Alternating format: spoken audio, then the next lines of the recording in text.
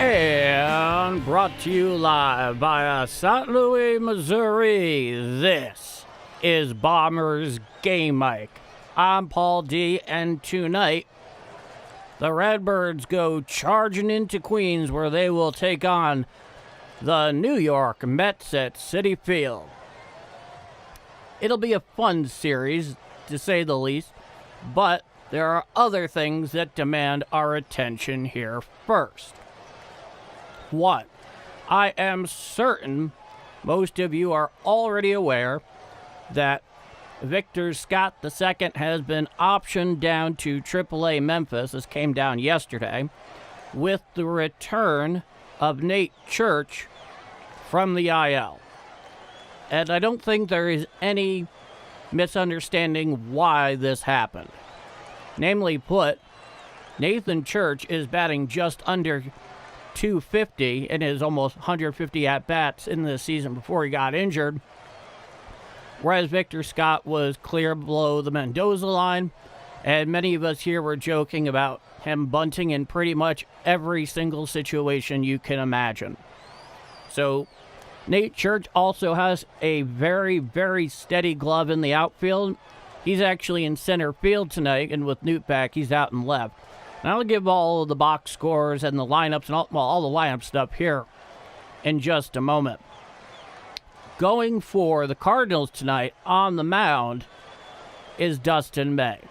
And his last two starts have definitely been representative about the potential turning around of his 2026 season.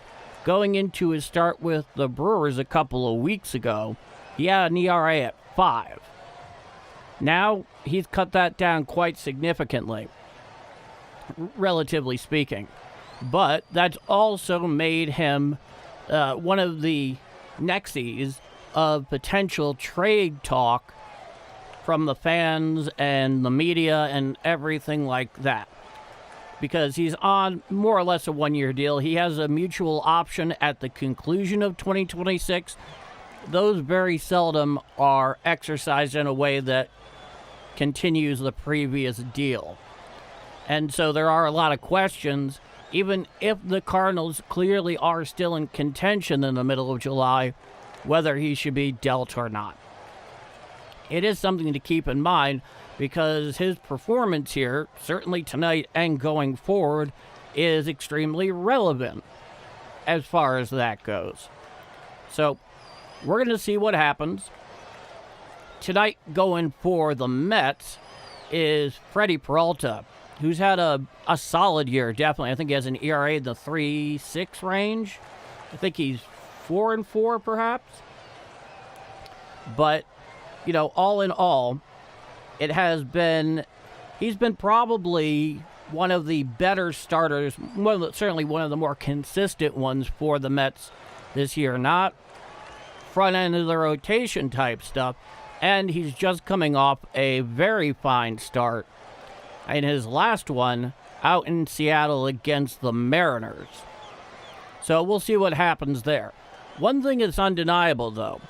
While the Mets have been about as dysfunctional as a team can be and have just so underperformed, given the fact that they have the second highest payroll in baseball, of which I am sure their owner, Steve Cohen, is less than impressed, but that's a very different story. They are, in their last 10, they've won 7 of their last 10. So the Cardinals are actually catching the Mets on something of a high in terms of performance. They're still clear under 500. And their lineup still lacks Francisco Lindor, who, of course, is on the IL, but they do have Juan Soto. They have a number of their top prospects up in the lineup and starting tonight. So it's a team that is having a great deal of inconsistency and underperformance. Now, of course, the Cardinals come into this having just swept the Reds and now having won 4 in a row. They're looking to turn it to 5 tonight. We'll see if that happens. That remains to be seen. The Cardinals have been generally a very good team on the road this year, and they're coming off an off day, and I hope you enjoyed your Cardinal off day as much as I did. It's always nice and necessary to be able to revitalize oneself naturally. The Cardinals now play the next 11 days in a row, so that's a thing to say the least. So we're only a couple of minutes away here from first pitch down at Citi Field, where Freddie Peralta will be taking the mound. And I know you guys are active in the chat there, but I'll say it anyway. If you're just chiming in here, make yourself known in the chat. Join the Game Mic roll call. Let me know where you're watching or listening from as we get ready for a little bit of Cardinals v. Mets, one of the more low-key, intense rivalries historically in the National League.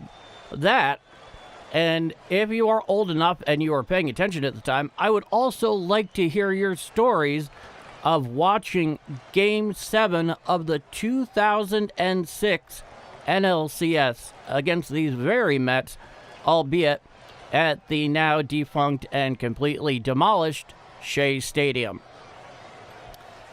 That would be interesting, and I'll definitely give you my perspective on it because I saw it completely through the other side of the lens at the time. And I think it's certainly something worth noting, to say the least.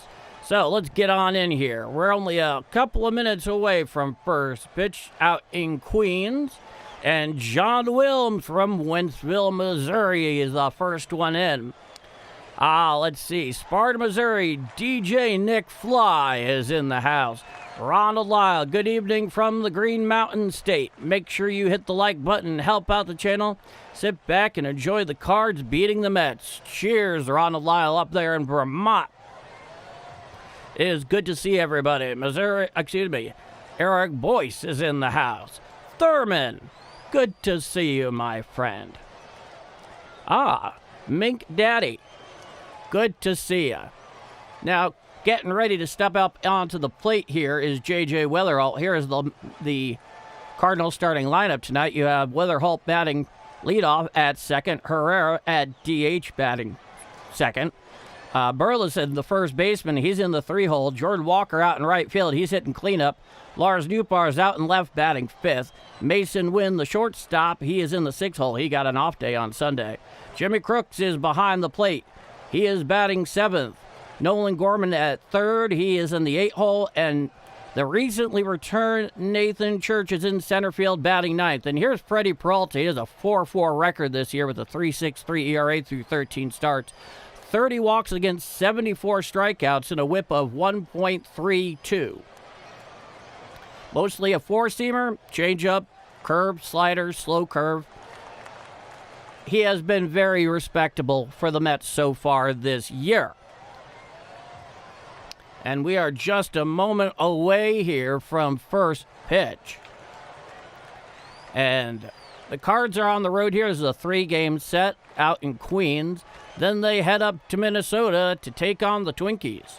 Stepping into the box is the lefty J.J. Weatherholt. Coming set at the belt is the righty Peralta. He deals a ball away, and we are underway here for the Cardinals at Citi Field, taking on the Mets. It's a 1-0 count, righty-lefty matchup.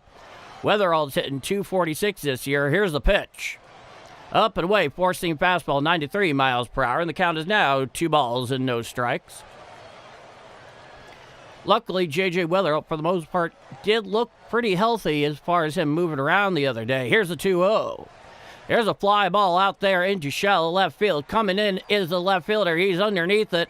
He makes the catch. Does Juan Soto for the first out of the inning. So, down goes J.J. Weatherholt. Defensive lineman. They got Soto in left, A.J. Ewing in center, Benji out in right, Beatty at third, Bichette at short, Simeon at second, Young at first. Here's the pitch. Swinging strike on a four-seam fastball up and into Ivan Herrera. The count is 0-1. Herrera's hitting .254. Behind the plate is Alvarez, and of course, Peralta's on the mound. Righty-righty matchup. Here's the 0-1. Inside, a changeup clear out of the zone at 87 miles an hour, and the count is 1-1 strike. Nobody on, 1 out. Top of the first inning. Coming sets Peralta. He deals. And it got what looked like Herrera on the hand there, though it deflected like it got the nub of his bat. And let's see where they're going to send him. And looks like he's pointing him up towards first base there, but now they're going to go out and take a look there at Herrera, make sure his hand is all right. It looked like it was probably his left hand, the bottom of it, that potentially got hit. Let's take a look. Yeah, it didn't get the bat. It got the back knuckle of his left hand. And so naturally the trainers are out there with Ollie Marmol going and giving him a look. Good evening, Joe Breeding. Good to see you. And there goes Herrera. He goes jumping out. He goes dodging down towards first. Jogging down towards first. He seems to be okay. He's got his base running mittens on. Well, I really appreciate that, Joe, and it's good to see you. Now, here is Alec Burleson, his first at-bat of the night. He's hitting .290, righty-lefty matchup. Here's the pitch. Four-seam fastball up and away, and the count is 1-0 with a runner on first. Last 9 games, he's hitting .343 with a homer. Not bad for Burleson. Here's the 1-0. Up and away, four-seam fastball, 94 miles per hour. Once again, clear out of the zone. And the count is 2 strikes to the powerful lefty-hitting first baseman for the Cardinals. Herrera leads off first after reaching on a hit-by pitch. Coming set is Peralta. Here's the 2-0. Strike, curveball, outside corner, about thigh-high, 79 miles per hour. The count is 2 strike to Burleson. Peralta's like many a younger starter today. He just stays in the stretch, whether he's a starter or not. Here's a 2-1. Swinging strike on the four-seam fastball right down Broadway, 94 miles per hour. Burleson just swung right underneath that thing. And that brings the count even to 2-2. Runner on first with 1 out. Coming set at the belt is Peralta, righty-lefty matchup. Here's a 2-2. Swinging strike 3 on the four-seam fastball up and away for the second out of the inning. His four-seam fastball has that rising action in the zone, makes him harder to square up. A lot of other pitchers have been doing a very fine job of that same thing across the league. But you get an idea of where Peralta gets some of his success from.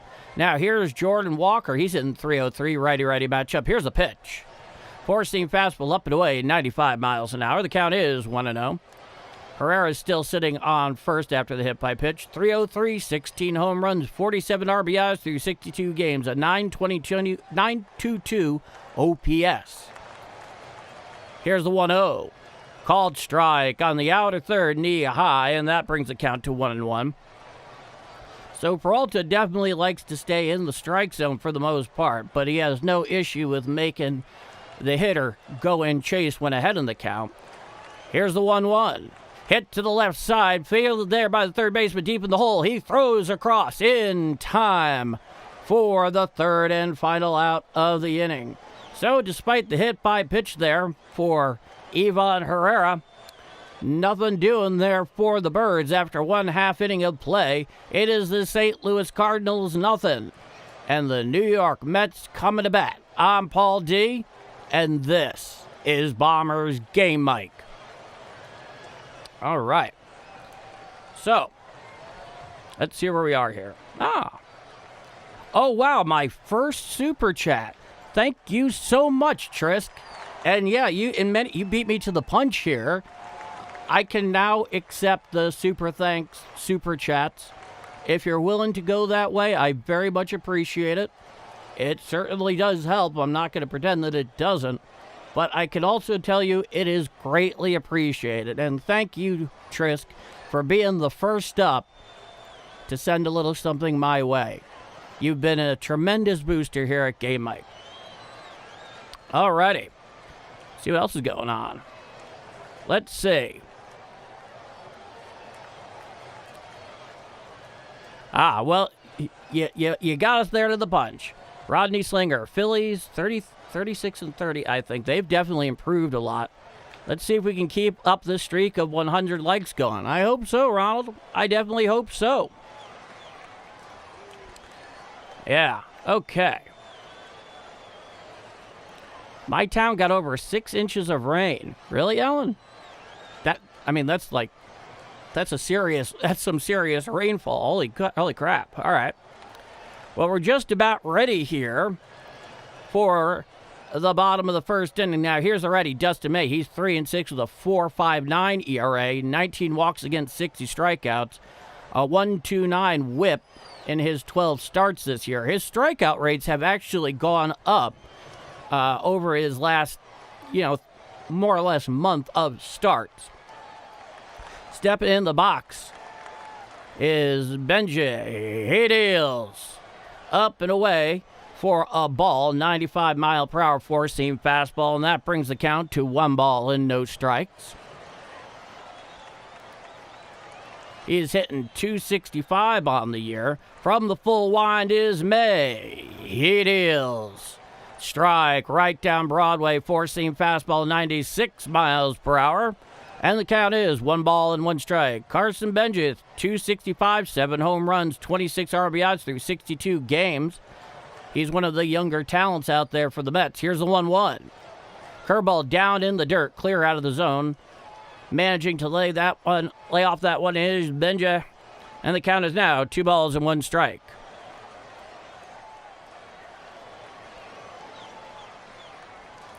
From the full wind, he deals. A cutter just low below the knees on the inner third, called a ball. And the count is now 3 balls and 1 strike. Nobody on, nobody out, bottom of the first inning. No score down at Citi Field. May comes wind. The pitch. Hit to the right side. Fielded there by Burleson. He tosses it to May covering, and he beats Benji to the bag for the first out of the inning. So, here comes Bo Bichette, hitting .234 on the year. He has not been impressive since signing as a free agent to play third for the Mets over this offseason. And it seems to be something over the course of 2026 that is not unique to him. Righty-righty matchup. May winds and deals.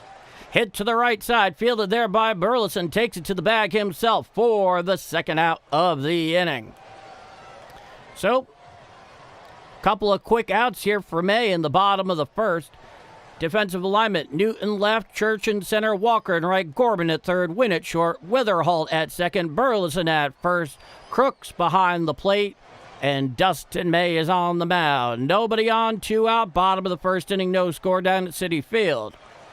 Now here is the lefty hitting Juan Soto. He's hitting .275 on the year, righty-lefty matchup.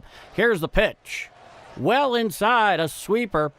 Gets away there from Crooks all the way to the backstop, but no harm, no foul. There's nobody on. Juan Soto, .275 with 13 home runs, 30 RBIs through 48 games. He was injured for a spell. And an .894 OPS on the year for a guy with an absolutely mammoth contract. Coming set is May. Here's the pitch. Strike, four-seam fastball, outer, third below the belt, 97 miles per hour. And the count is 1-1. Soto is back in the box. May has his pitch. He winds. Here's the 1-1. Fouled down the third base side, now to play on the cutter in at 93 miles per hour. And the count is 1 ball and 2 strikes. Now, some of you are probably unfamiliar with this, but I'll get you on some of the Mets scuttlebutt. May, he winds. Here's the 1-2. Chop foul down over towards the Mets on deck circle. The count remains 1-2. So Francisco Lindor, the second baseman for the Mets, is currently on the shelf.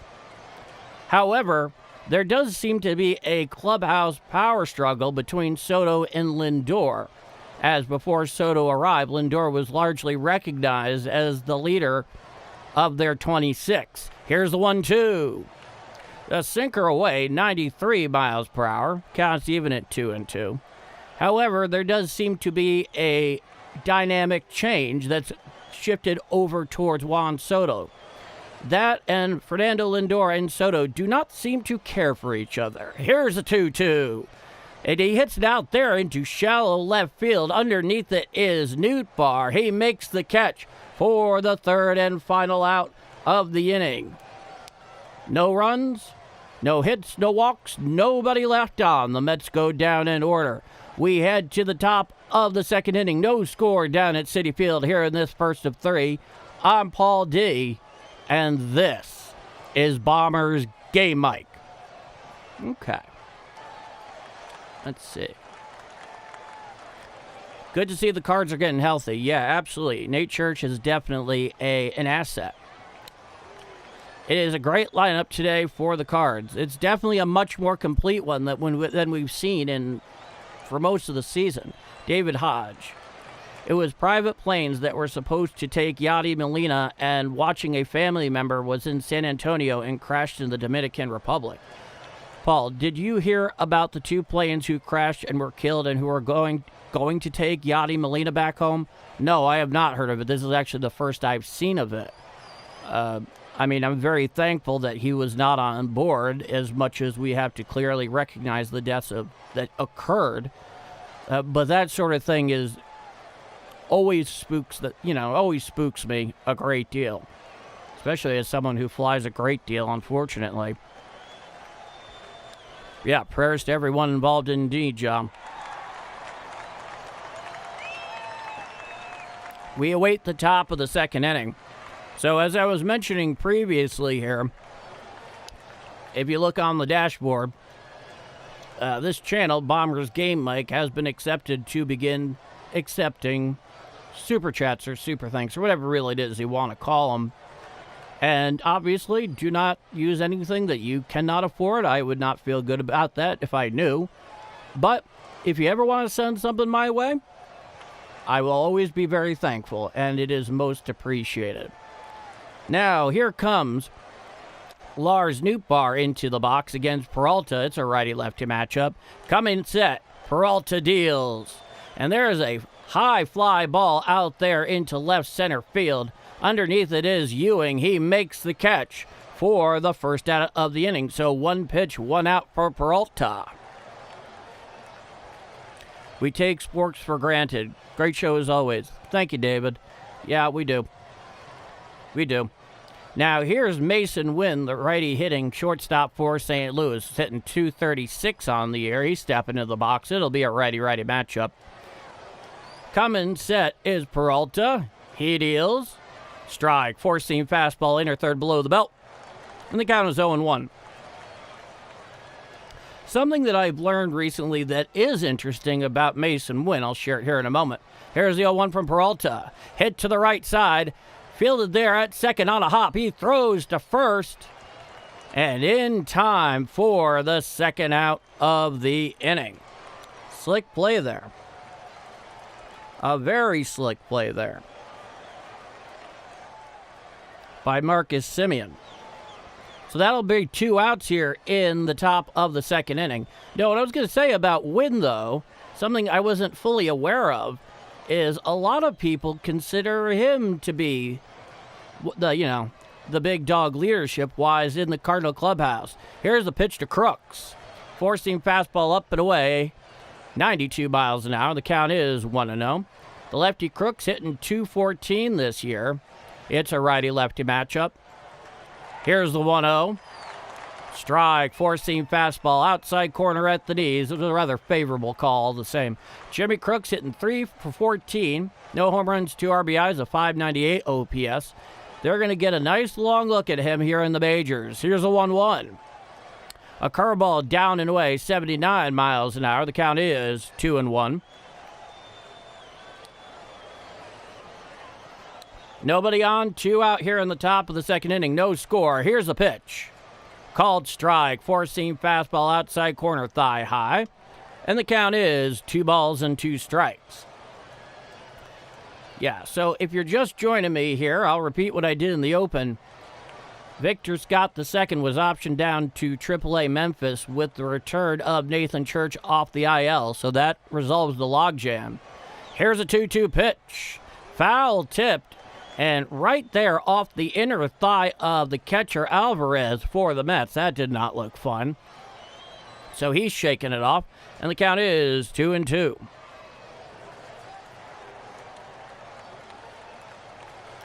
Yeah, that did not look fun on the replay there. Back in the box is Crooks. Coming set is Peralta. Here's a 2-2. Called strike 3. Four-seam fastball outside corner. Crooks gets caught in the observatory. We head to the bottom of the second inning. No runs, no hits, no walks, nobody left on. After 1.5 innings of play, there is no score down in Citi Field in this first of 3 in Queens. I'm Paul D., and if you're just joining me here, if you enjoy my call Redbirds action, please do leave a like. I appreciate it immensely and helps the growing channel out a great deal. You want to see more? By all means, I am calling almost every Cardinal game here on Game Mike on YouTube. Hit subscribe. We'd love to have you aboard. With that, no score down at Citi Field. Let's go to the chat. I like this young catcher, but he has to work on pass balls. He'll get better. Yeah, he will. It's interesting because Jimmy Crooks, from the second he was drafted, was noted for his defensive prowess before anything of noting a power left-handed bat, which we haven't exactly seen yet. He's had moments where he's had, decent hit stuff that's been helpful, but we haven't seen the full offensive prowess from Jimmy Crooks just yet. But he's on the bump there.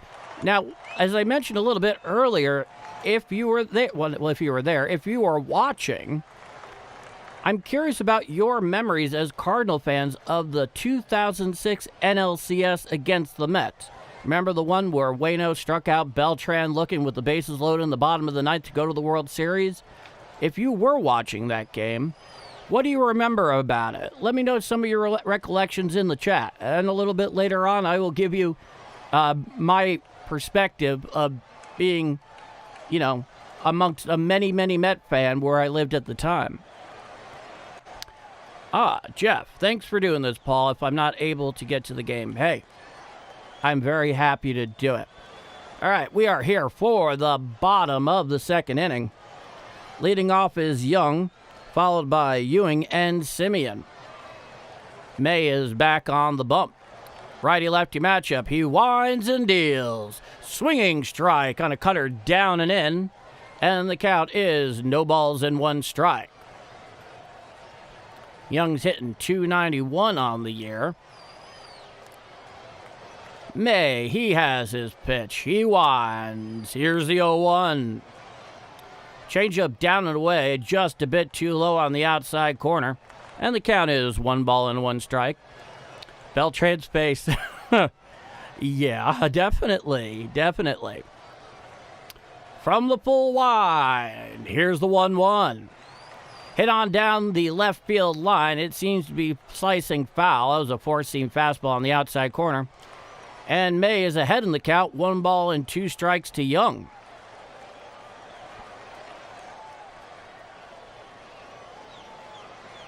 Nobody on, nobody out. Bottom of the second inning. There's no score down in Citi Field.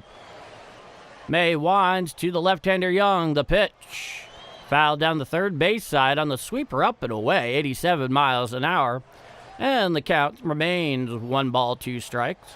Tonight the Cardinals are wearing their traditional gray top, gray bottom, birds on the bat with red letters and numbers and the red primary ball cap. And the Mets are wearing their traditional white tops and bottoms with the blue pinstripes, blue caps, blue helmets. Here's 1-2. Hit to the right side, fielded there by Weatherall. Throws to first in time for the first out of the inning. So far, Dustin May has been very economical. Not a bad thing. Yes, Cardinals almost didn't make it. That was a high-stress series. You better believe it. I watched every game. I'll get to the rest in a moment, John. Believe me, I love this. Now, here's A.J. Ewing for his first at-bat in 2:59. Here's the pitch. Up and away, four-seam fastball, 97 miles an hour. The count is 1-0. A.J. Ewing through 25 games, 259, 1 home run, 7 RBIs, a 670 OPS. Nobody on with 1 out. May, he has his pitch. It's a righty-lefty matchup. Here's the 1-0. Strike, four-seam fastball, down and in at the knees, 97 miles an hour. The count is 1-1. Beltran was another part-time player who played for the Cardinals and did a great job. Mets in that era were, Cardinals' big rival. Yeah, that 06 team of the Mets was very, very talented, to say the least. Coming wide, it is May. Here's the 1-1. Curveball out and away, misses the plate. The count is 2-1. But, of course, in that point in time, Beltran was one of their major position player pieces that they had acquired in free agency prior to the 2005 season. Here's the 2-1. Hit to the right side, and it is a fair ball down the line. It caroms off the inlet there in right City Field. Fielding it is Walker, and on second is Ewing. So that thing stayed just fair, much like how it's set up at Busch Stadium. About halfway down the line in left and right, you have these cutouts which give you additional foul territory, and there's that little strange angle there that juts out at about, I would say, a 45-degree angle. It hit that, then took a 90-degree turn, and then, of course, Walker had to run a great deal to go and find it. So Ewing is on second after the one-out double. Now here's Marcus Semien. He's hitting 226. It's a righty-righty matchup. Runner leads off second. May from the stretch. Swinging strike, 96 miles per hour on the fastball up. The count is 0-1. Marcus Semien, 226, 8 home runs, 25 RBIs through 65 games. He has a 639 OPS. Ewing leads off second. May's from the stretch. Here's the 0-1. A sweeper up and in for a ball, 84 miles per hour. The count is 1-1. I have a feeling we're going to trade May, but he's still our Flying Dutchman. I do like the man, but I understand the process. I think there's actually a lot to this, but I'll talk more about that in a moment. Coming set is May. He deals. Fouled straight back on the sweeper away on the outer third, about knee high, and the count is 1-2. I would say that so long as he continues his improved performance, considering he's effectively on a one-year deal, he has a mutual option at the end of this year. That doesn't usually work out. Get to the rest in a moment. Coming set is May. He's ahead in the count, 1-2. Here's the pitch. Fouled straight back on the four-seam fastball up and away, 98 miles per hour, and the count remains 1-2. That even if the Cards are in contention, if Chaim Bloom gets a desirable offer for Dustin May, he may very well pull the trigger on it, and I wouldn't blame him for doing so. Newpar is a different story. Coming set is May. Here's the 1-2. Hit out towards right field, going over, and it is off the netting there in right, so that's a foul ball. Newbar's a different case because he's still under contract and control through all of 2027. I don't know what's going to happen with 2027, but let's prepare as if we know there's going to be baseball. I would want him to stick around for a lot of good reasons. That and his value can go up over time. Coming set is May. Steps off the rubber there, bluffs back towards second. Ewing is back on the bag, nobody covering. I'm okay with that, Paul, yeah. Did Beltran get into legal trouble the last couple of years? It's a good question. Coming set is May. He deals to Semien. A sweeper down and away over the lefty batter's box, 87 miles an hour. The count is 2-2.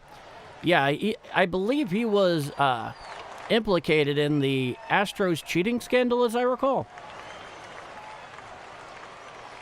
That's how I remember it, at least. Coming set is May. He deals. A sinker down the way, gets past Crooks, going over to third easily is Ewing. So you have to call that one a pass ball. And it's obviously ruled a ball, and the count is now full 3-2 to Marcus Semien. Right there was entirely what you don't want from your catcher under any circumstances. That was a ball that could have been caught and should have been caught. Hence, I imagine they will rule it a pass ball. Runner on third with 1 out. It's a 3-2 count to Marcus Semien. Coming set at the stretch is May. He deals. Hit foul down the first base side and out of play. Four-seam fastball, 99 miles per hour from Dustin May. He's getting some gas going here. Count remains 3-2.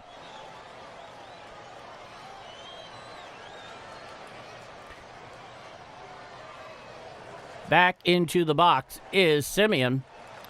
Ewing leads off third. The Cardinals are playing their defense in so they can cut Ewing down at the plate if necessary. Here's the 3-2.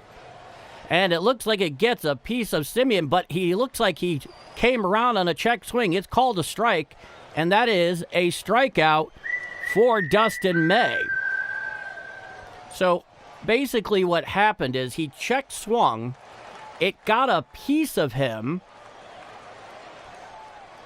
No, it didn't even get a piece of him. It looked like it because he went and looked at his hand as if it got hit, but I see no evidence of that. Check swing, strike 3, down goes Semien. Now here's Beatty for his first at-bat. Here's a pitch. A curveball up and away, a little high according to the home plate umpire. The count is 1-0. Brett Beatty, the third baseman, hitting .235, 3 home runs, 25 RBIs through 61 games. He has a .639 OPS. He is a left-hand hitter, and this is our righty-lefty matchup. Ewing leads off third. It's a 1-0 count. Here's a pitch. A sinker down and in, clear off the plate, 92 miles an hour. The count is 2-0. Hi, Brian from Morton, Illinois. Another person from Morton, Illinois. How about that?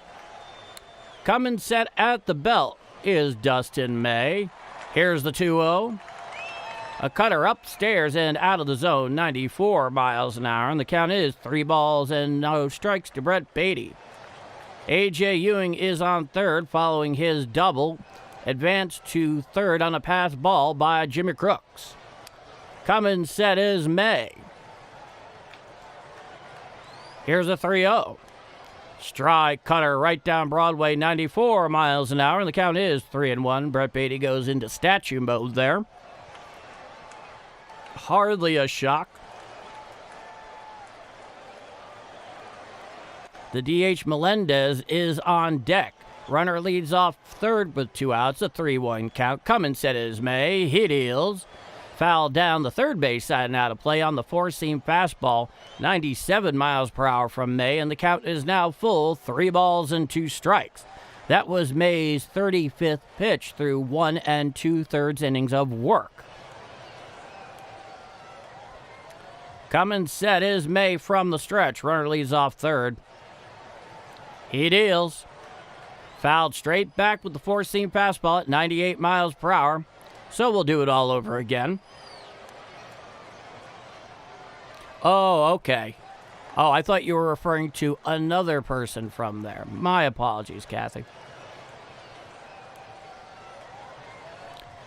Coming set at the belt is May. Here's a 3-2. Chop foul down the first baseline on a sinker down and away to the left-hander, and the count remains 3-2. It actually looks like a very, very good night for baseball out there in Queens. And a very good night if you are either arriving or departing from LaGuardia. Coming set is May. Here's a 3-2. Called strike 3, a sinker inside corner, inner third for the third and final out of the inning. So no runs, 1 hit, no walks, and 1 left on. After 2 full innings of play, we are all tied at 0-0. Going to the top of the third inning, I'm Paul D, and this is Bombers Game Mike. Okay.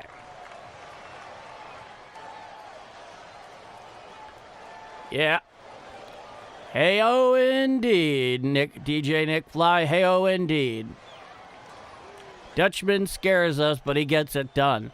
He's been getting it done a lot more lately. Like I said, his strikeout record, his strikeout percentage, I should say, has doubled in recent starts.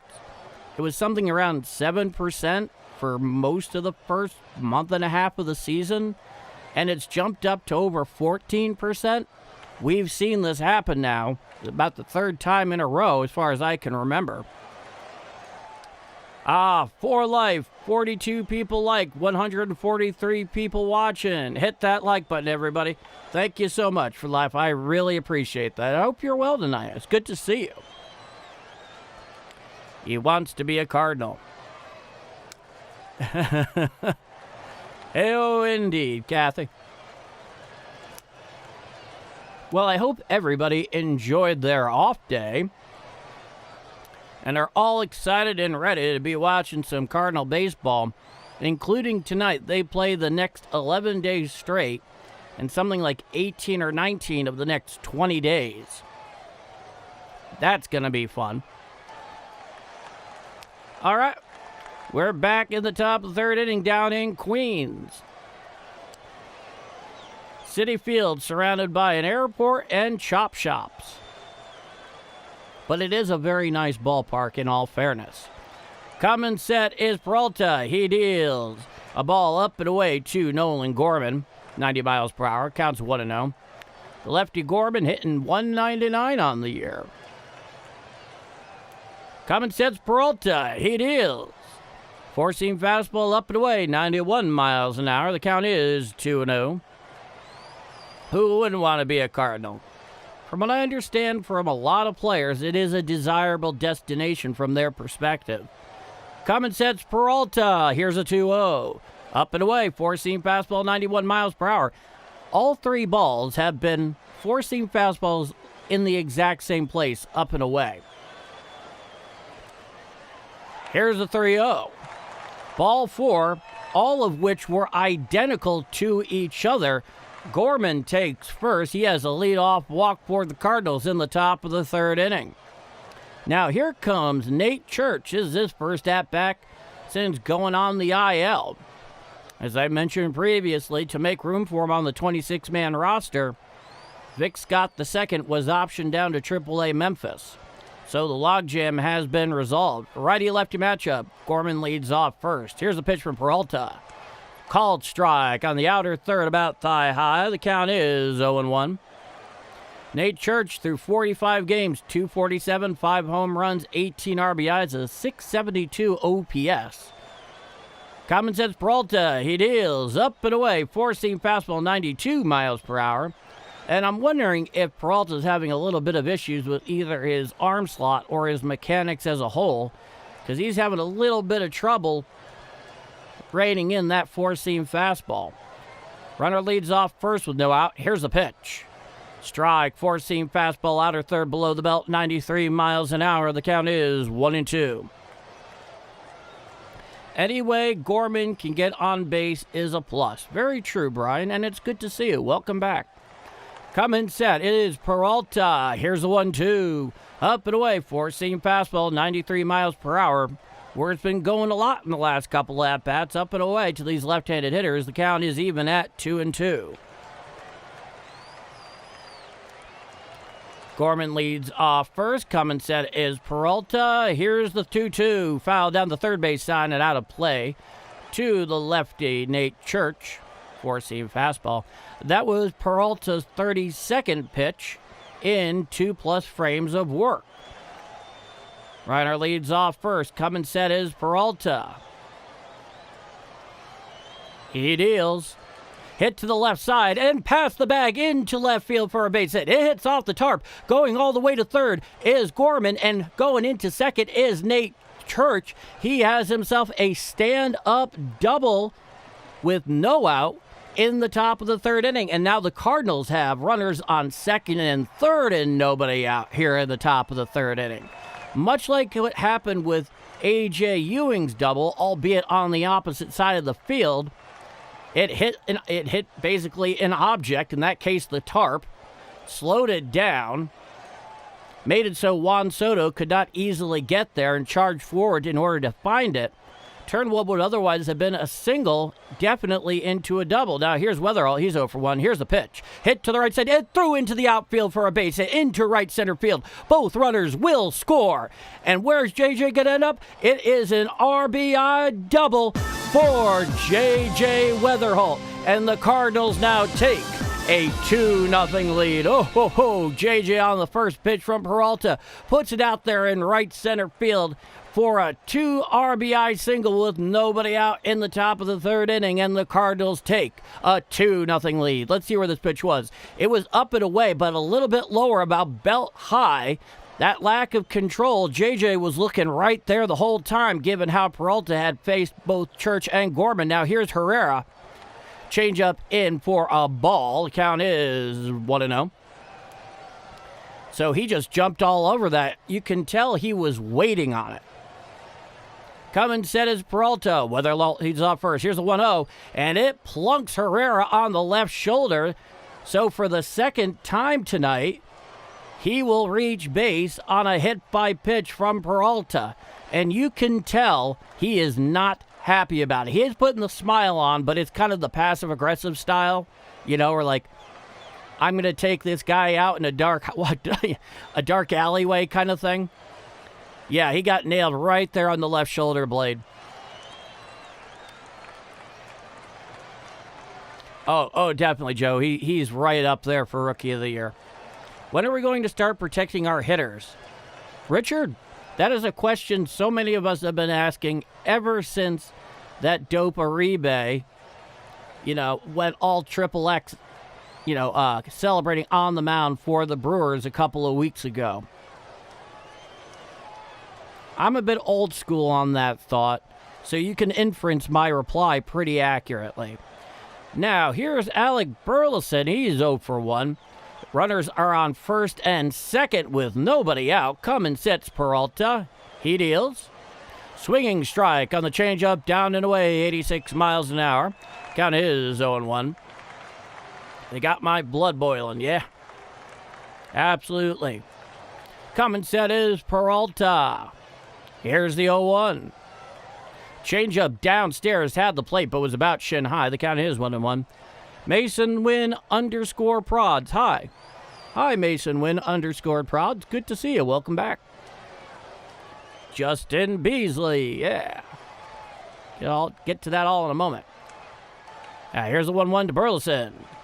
It's a fly ball down the left field line and out of play on a curveball, and the count is 1-2. You can bet the next time we play Milwaukee, there will be hell to pay. I hope so. I really hope so. There's just some stuff that cannot go without reply in the game. I'm sorry. Stepping off the rubber there is Peralta. He is waiting for a better pitch, the one he wants from Alvarez, which he has not yet gotten. He's back up on the bump. Here's the 1-2. A curveball well away over the righty batter's box. Counts even at 2-2. Adam, who are the top free agents this year in Major League Baseball? That's an interesting question. Here's the pitch. Swinging strike 3 on the changeup away. Burleson chased a bad changeup that was actually over the righty batter's box, about thigh high, and that's the first out of the inning.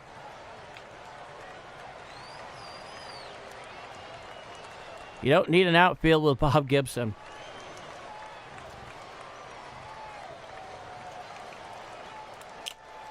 Though I'm sure he was glad to have one. Now here's Jordan Walker. He's 0 for 1. Righty-righty matchup with runners on first and second with 1 out. Already 2 in for the Cardinals in the top of the third against Freddie Peralta. Peralta deals. Hit to the left side and past Bo Bichette into left field for a base hit. Coming around third is Weatherall. He will score, and that will give the Cardinals a 3-0 lead on the RBI double from Jordan Walker. And it is now 3-0 Cardinals in the top of the third inning, still with only 1 out.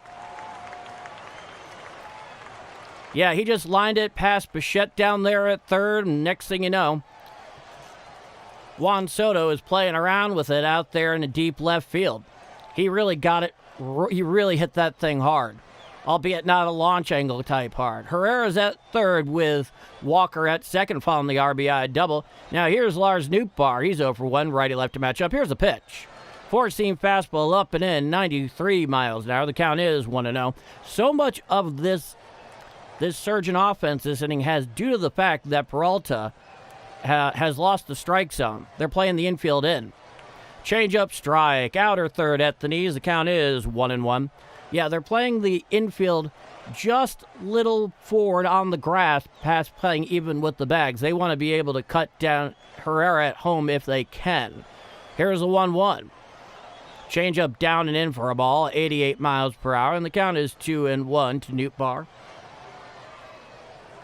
45 pitches here for Peralta and 2 1/3 inning of work. Here's the 2-1. Change-up down and in. Did he go around? No, says Blue down the third baseline. And the count is now 3 balls and 1 strike. Keep up the merry-go-round indeed. Common set is Peralta at the belt. Here's the 3-1 to Newt. Ball 4, challenged immediately by Alvarez, so we have an ABS challenge here. If they win it, it'll be 3-2. And the call is overturned. It is a strike, and the count is now 3 balls and 2 strikes. It just clipped the lower portion of the zone over the plate, down and in to Nootbaar. It's a full count with 1 out, runners on second and third, 3 already in for the Cardinals in the top of the 3rd inning. Coming set is Peralta. He deals. Foul down the third base side now to play on the 4-seam fastball up and away at 95 miles per hour, and we get to do it all over again.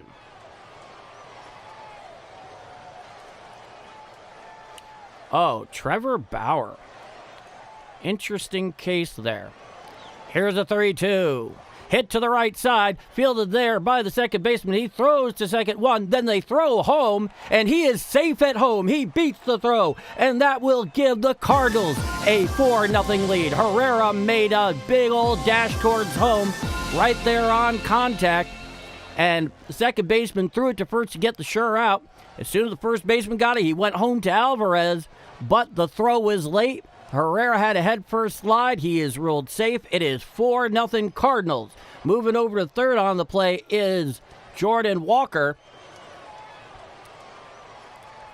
So it's a runner on third with 2 out. Let's take a look here on the replay. Oh, it's a very close play there. That might be under review, but they're not reviewing it. Here's the first pitch to Mason Wynn. 4-seam fastball up and in. 93 miles an hour. The count is 1-0. So a 4 spot here for the Cardinals in the top of the 3rd inning against Peralta. This next one's going to be his 51st pitch. Here's the pitch. Hit on up the middle, fielded there by the second baseman just to the right side of second, throws to first in time for the final out of the inning. But not before the Cardinals put up a huge 4 spot in the top of the 3rd inning. They lead this one 4-0 going to the bottom of the 3rd inning. I'm Paul D, and if you're just joining me here, or it's your first time, or whatever the case may be, if you enjoy my call of Redbirds action here on Game Mike, please do leave a like. Helps the channel out a great deal, and I sure appreciate it. You want to see more? By all means, hit subscribe. All of us would love to have you aboard. With that, 4-0 Cardinals going to the bottom of the 3rd inning. I'm Paul D, and this is Bombers Game Mike. Well, talk about an improvement of the Cardinals taking advantage of opportunities when they're presented with them. Ronald, how do I feel about the ABS? I think it's great. I think it's added something to the game that substantively improves it on the major league level, because there's strategy behind it. And there's an evolving strategy behind it. You'll notice that a lot of times through these games, I'm watching every out of every game here for the Cardinals. They're being much more strategic in when they use a challenge. Earlier on in the year, you just see guys just going after it, sometimes even what feels like willy-nilly, but they become much more conservative and much more picky with the situation in which they use it, which suggests there is forethought in case something happens and that they already know what they want to do before they're in the box or before the pitch. And it's overturned some really bad calls sometimes, so I think it's great. And the fact that they only each get 2 well in regulation and they get to keep theirs if they win the challenge, I think is a nice aspect to it. That, and it builds tension and excitement. Coming, one is May. Here's the first pitch from Melendez. He shows bunt, pulls back as a curveball called strike on the inside corner thigh high. And the count is 0-1 to Melendez, who is right there on the Mendoza line, and even 200 for the year. May, he has it from Crooks. He winds. Here's the 0-1. Called strike, four-seam fastball down and in. Just got a piece of the plate. MJ Melendez, the DH, hitting 200, 4 home runs, 11 RBIs through 41 games for the Mets. A 711 OPS, a number none of us can possibly fail to forget. That was May's 40th pitch in 2+ innings of work. He's ahead in the count, 0-2. He winds and deals. Swinging strike 3. Down goes Melendez for the first out of the inning. So Melendez, the lefty there, swung right over the top of a sweeper down and in from May. Easily missed it by about an inch, and that's the first out of the inning. Now here's the 9-hitter, the catcher Alvarez, who's hitting 241 on the air. He's a righty hitter. 241 with 4 home runs, 10 ribeyes, a 710 OPS through 37 games. Nobody on, 1 out. 4-0 Cardinals, bottom of the third. Here's the pitch to Alvarez. Called strike, four-seam fastball on the outer third at the knees. The count is no balls and 1 strike. How was my off day, Paul? Very restful, thank you. Thank you for asking, Justin. Now, here's the 0-1. Hit foul behind the plate, now to play on a sinker in on the handle there. And May is ahead in the count, no balls and 2 strikes. He's got some room to work there thanks to the Cardinal offensive effort in the top of the frame.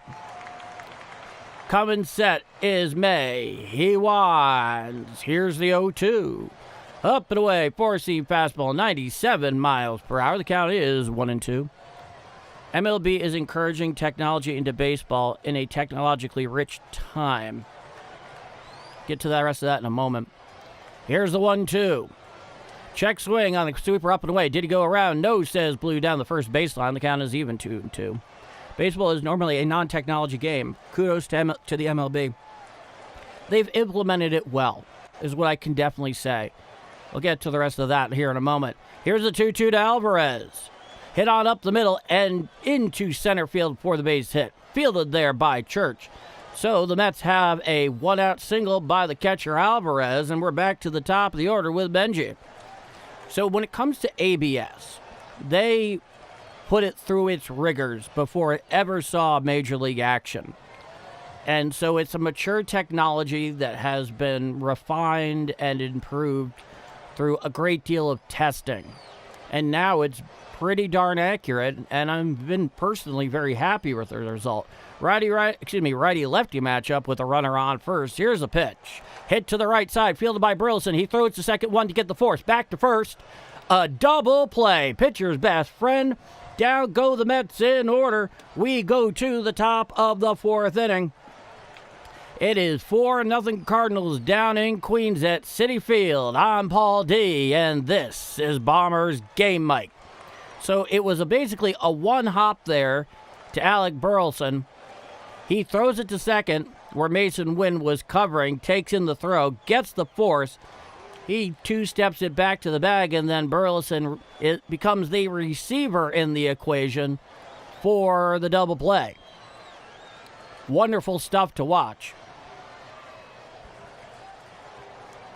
Oh no, Justin, the whistle's only for the strikeout. It's only for the strikeout. It's special for that.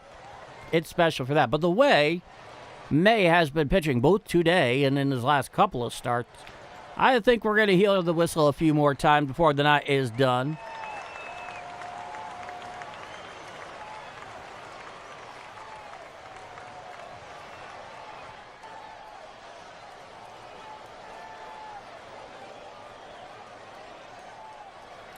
So we await the top of the fourth inning.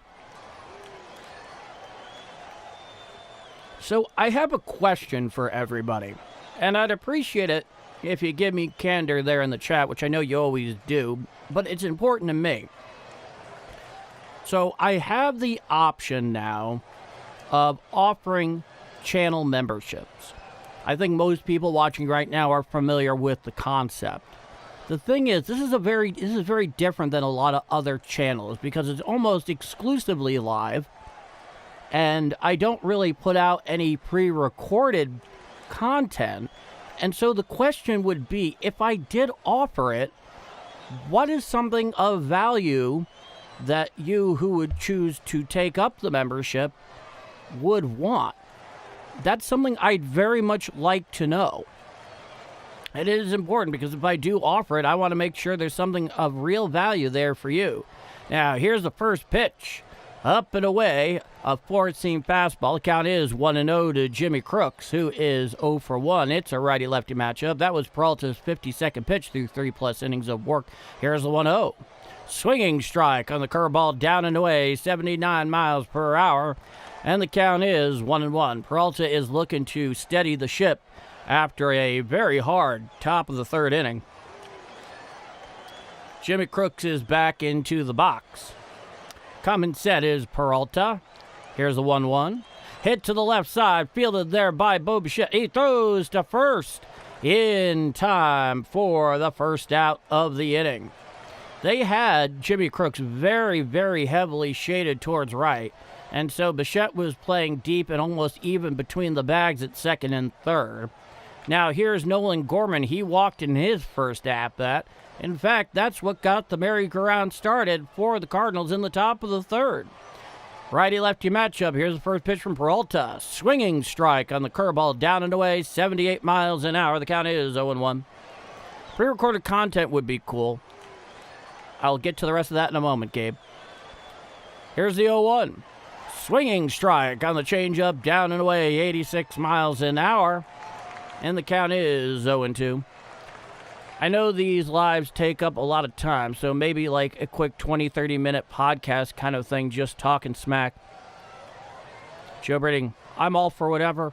Okay, that's very helpful. Here's the 0-2. A four-seam fastball up and in, 93 miles per hour, clearly a ball. It was about bird height on Gorman, who looks like a rather large human being. Coming set is Peralta. The 1-2. Swinging strike, 3 on the curveball, down and away, and that'll be the first out of the inning. For $100, a t-shirt, a mug with your name and picture on it, I think you are on your way to stardom. Another Paul Harvey, if you know who he was. I actually do know who Paul Harvey was. That's actually quite a comparison that I do not take lightly, John. Thank you. Now, here's Nate Church. He's 1 for 1. Here's the pitch. Curveball down and in, 81 miles an hour. The count is 1-0. Maybe we could have a dinner at the end of the year. Yeah, I've thought about the potential of a meetup at some point in time. Here's the 1-0. Foul down the third base side and out of play. The count is 1-1. It's very much in the abstract at the moment. I don't see, one of the things that I can't really tell is that how many people are here in the area itself. Here's the 1-1. Change up away for a ball, floats over the righty batter's box. The count is 2-1. An exclusive podcast talking with other content creators who cover other teams. Okay, that's definitely helpful, Justin. Here's a 2-1. Four-seam fastball up and in, 93 miles an hour. And the count is 3 balls and 1 strike. I like the way you think, Joe. Coming sets Peralta. Here's a 3-1. Strike, four-seam fastball down Broadway at the knees to Nate Church. And the count is full, 3 balls and 2 strikes. Nobody on, 2 out, top of the fourth inning. 4-0 Cards. Here's the 3-2 from Peralta. Foul down the third base side and out of play. On a four-seam fastball. Count remains 3 balls and 2 strikes. Scott Reed. Biloxi. Cheers, Biloxi. Hey, Roger Baseman. Tucson, Arizona in the house. Here's the 3-2. Hit on up the middle, fielded there by the shortstop. Throws to first in time for the third and final out of the inning. The Cards, no runs, no hits, no walks, nobody left on. 1, 2, 3, go the Redbirds. We head to the bottom of the fourth inning. It is 4-0 down at Citi Field. I'm Paul D. And this is Bombers Game Mike.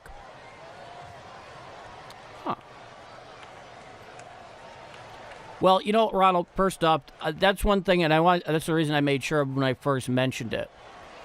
For anybody that wants to, to give a super chat, super things, whatever they're calling it now, only do it if it is something that you can reasonably afford and expend. I'm here regardless. I will remain here regardless. I am here to get this game to people that can't seem to get it elsewhere because much larger powers, largely out of our control, have made it very difficult to do so. So I understand entirely, Ronald, and don't worry about it. I'm just glad that you're here, you're enjoying the action, you keep coming back. It's wonderful to have you every night. So don't sweat it. It's one of those things where it's only if somebody can reasonably afford to do so. Otherwise, I am not here in any way to suggest what way you should use your money. Use it how it best affects you under your own circumstances. And that's really all I have to say on the subject. Otherwise, you guys are great. And I love doing this, and I'm going to keep doing it. Okay, John, you could set other teams up under a contract where you set them up. Maybe the MLB will notice you and help you set up others. But I know this is time-consuming. We could do our dinners around the world. I wouldn't necessarily be against that. Well, that's interesting. So Beltran, Andrew Jones, and Jeff Kent have been elected to the 2026 class of the Baseball Hall of Fame. So speaking of Carlos Beltran, here's the first pitch to Bichette. Strike, inside corner, a sinker. The count is 0-1. And if you're old enough, you definitely remember Bo Bichette's father playing.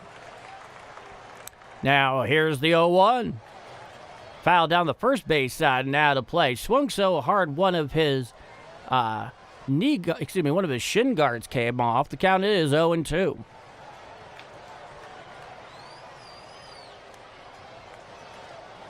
All well-deserved great players, yeah. They were all top of their game in their time. The Hall of Fame wouldn't be right without them. Nobody on, nobody out. It's an 0-2 count. May, he winds. Here's the 0-2 to Bichette. Foul down the first base side on the sweeper away. Count remains 0-2. So that dollar bill icon below the chat. Go there. That would be the one, Happy Hodag, I believe. Yeah, you can see it, and it's also there in the options on the top underneath the title of the stream. Here's a pitch. Hit down there to the left side, fielded by Gorman on the ground. He throws to first in time for the first out of the inning. So Gorman had to go to his left and charge up onto the grass. He picked up that ground ball, transferred over nicely, slightly shaky throw, but Alec down there at first, a big target, managed to pull it in. Bo Bichette is out. 5-3 on the play.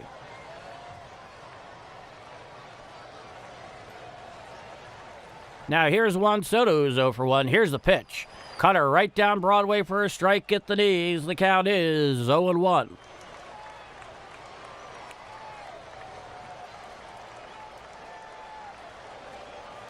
Righty-lefty matchup. May has his pitch. He comes wide. He deals. Foul down the left field side now to play on a sinker away, 97 miles an hour. The count is 0-2. Did we talk about the 06 NLCS yet? I brought it up from time to time, but by all means, Justin, let me know what your memories are of watching that Game 7, or just that series in general. I want to know. Now, here's the 0-2 from May. Hit on out there into left center field, and it drops for a base hit. Played there by Church in left center field, tosses it on in. So Soto has himself a one-out single here in the bottom of the fourth inning. Now, some of you might be thinking, Paul, how did you feel about Juan Soto playing that 1 year with the Yankees and then going and signing with the Mets? And my answer to that question is I was totally cool with it. I never would, if I were, the GM, if I were Brian Cashman, I would not have given him the money in years that he got from the Mets. Here's the pitch. Foul down the third base side and out of play. The count is 0-1.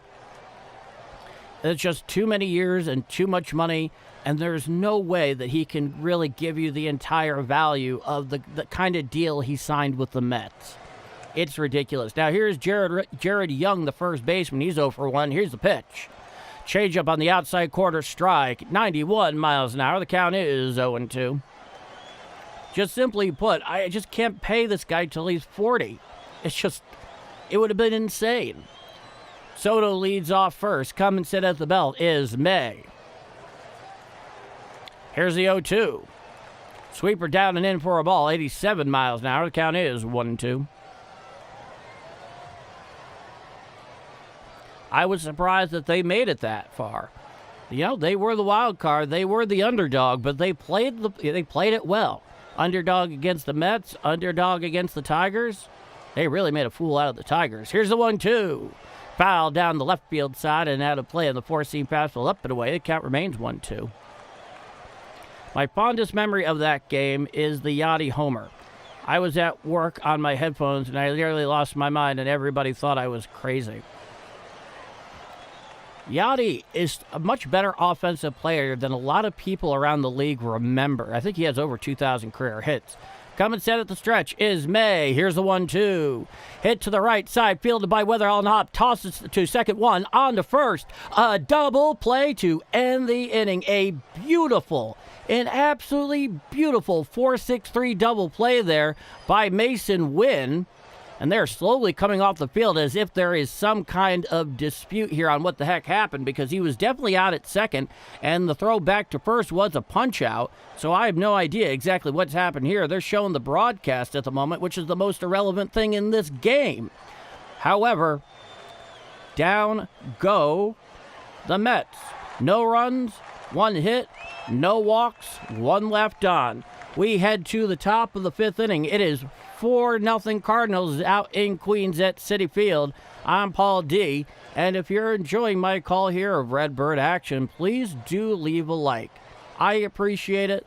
The growing channel benefits from it immensely. It's a wonderful thing you can do. And if you want to see more, by all means hit subscribe. We'd all love to have you here on our slice of Redbird Nation. With that, 4-0 Cardinals going to the top of the fifth. I'm Paul D. And this is Bombers Game Mike. Let's go to the chat. A DP whistle. Oh, I gotta figure that one out. I gotta make a good choice on that one. I think I can come up with something. Well, now they are back, and what the hell? What the hell is this all about? Well, apparently the runner was safe at first. The friggin' Cardinal broadcast went to commercial, so it's still the bottom of the fourth inning with a runner on first, and it's an 0-1 count to A.J. Ewing. Here's the pitch. Strike, changeup, outside corner at the knees, 91 miles an hour. The count is 0-2. I'm not going to be in any way ambiguous about this. From the Cardinal broadcast, that pisses me off. You have to do a far better job when you're getting paid what these folks are being paid to put this thing on. Here's the 0-2. Four-seam fastball in, 97 miles per hour. The count is 1-2. You shouldn't be paying attention to the guest in the booth and going to that camera when that's happening out in the field, let alone anything of going to friggin' commercial. That makes me so aggravated. It is so amateur. Here's the 1-2.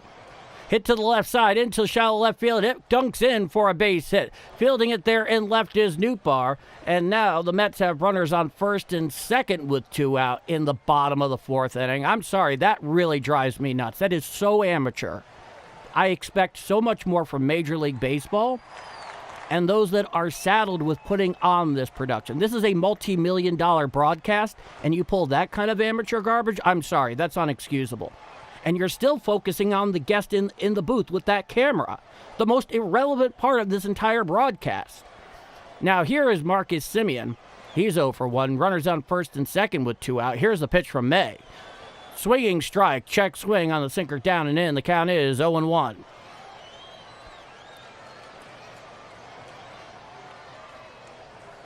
Well, I'm glad to know that I'm not alone in my outrage over that. It's just amateur. For Major League Baseball, that is amateur. This isn't high school. Coming sets May. Here's the pitch. Strike, sweeper, inside corner at the knees, to the right hand hitting Semien, and May is ahead in the count, no balls and 2 strikes. That was his 65th pitch in 3 2/3 innings of work.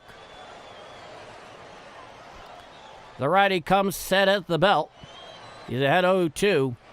He's at the stretch. He deals. Fouled straight back on the sinker away at 97 miles an hour. The count remains 0-2. Runners are still on first and second.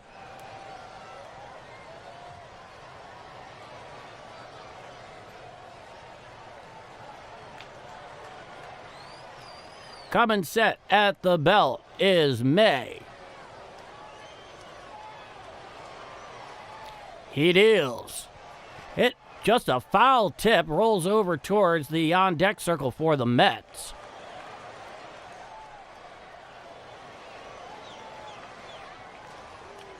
No, the thing that bothers me about this is when they're focusing on the irrelevancies, when something far more important is happening on the field that has a direct impact on the game. Coming set is May. Here's the 0-2. There's a fly ball out center field going back at the front of the track. May's looking up, and he makes the catch right in front of the wall in right center field. A basket catch about 2 feet from the wall for the third and final out of the inning. Nathan Church showing off that defensive prowess in his first game back. An absolutely stellar catch there in deep center field right before the wall. And we finally are now going to the top of the 5th inning. It is 4-0 Cardinals. I'm Paul D, and this is Bombers Game Mike. Walter White, huh? All right. I love it. Well, Walter White, I guess the question is, which is your preferred series, Breaking Bad or Better Call Saul? I just love the name. It's great. Man, that catch by Nathan Church was all world. That ball just stayed up and stayed up and stayed up. Attaboy Church. Spice Muffins has entered the chat. Good to see you, Spice Muffins. Well, thank you, Thurman. I really appreciate that. You've been very generous in your praise of me since joining us here. And it has been a pleasure to getting to know you through this form. And this is true of everybody who shows up here every night. I know there are plenty of people who watch that don't get involved in the chat, and it's certainly not mandatory, of course. I encourage it. But, you know, everybody that's here in the chat, and they're watching a lot of innings of all these games, all of us now, you know, through a digital medium, I grant you, are spending a lot of time with each other. So when I see you pop up in the chat and, you know, sharing whatever it is with on your mind, you know, it definitely gets a little dopamine going in my brain, like, oh, yeah, there. Oh, it's so good to see it, because it is, you know. You guys are basically the color commentary here. Good D, brother. You know it, Joe. Justin Beasley, Breaking Bad or GOT? Oh, Game of Thrones. Game of Thrones, yes, of course. Now, here is J.J. Witherell. He had himself an RBI double his last at-bat. Here's a pitch. Curveball strike. Outside corner at the knees from Peralta. That's his 66th pitch of the evening. Count is 0-1. Righty-lefty matchup with nobody on, nobody out. Top of the 5th. Here's the pitch. Change up away. 85 miles an hour. The count is 1-1. Any hockey fans in the chat? Coming set is Peralta. Here's the 1-1. And it's a pop-up over there in shallow left field into foul territory. Underneath it is the shortstop, Beatty, I should say. And that'll be the first out of the inning. He pulls it in. So a foul out by J.J. Weatherholt to start the action in the top of the fifth. Never know when the broadcast is on. I'm only here for the luxurious lawn adventures of G-Man. Yeah, I think you mean Q-Man, but yeah. Yeah, Q-Man's a blast. So here's Herrera. Here's the pitch. Hit on out there into center field. Charging in is Ewing, and it falls in for a one-out base hit for Ivan Herrera. That is his third time reaching base. His first two times after being plunked by Peralta.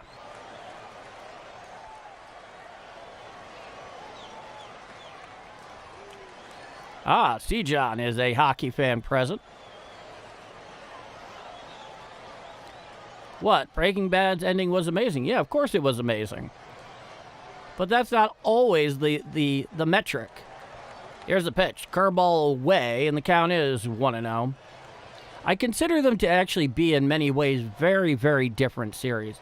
Alec Burleson, he's 0 for 2 with a pair of strikeouts. Runner on first with one out, so 1-0 count. Righty-lefty matchup. Coming set is Peralta. He deals to Burleson. Change up away over the righty batter's box. Count is 2-0. I consider Better Call Saul to be much more of a character study than Breaking Bad was of either Walter White or Jesse. Here's the pitch.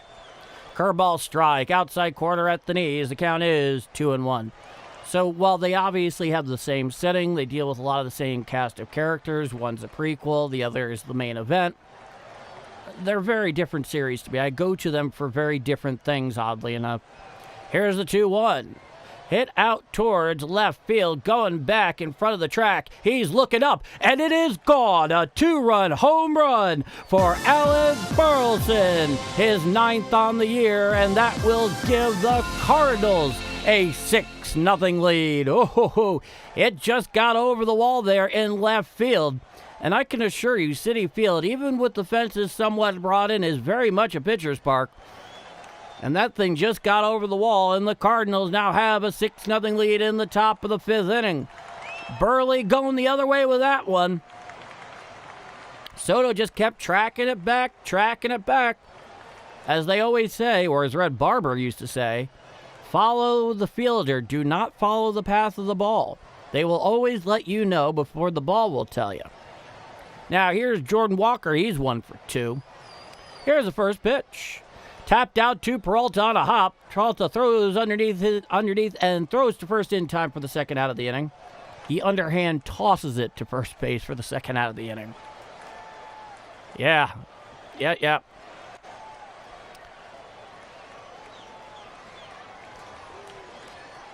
Wait till we get a hold of the New York Yankees. Well, I can tell you, it's a long time before the Cardinals are back and facing the Yankees. They don't face them, I think, till the second week of August.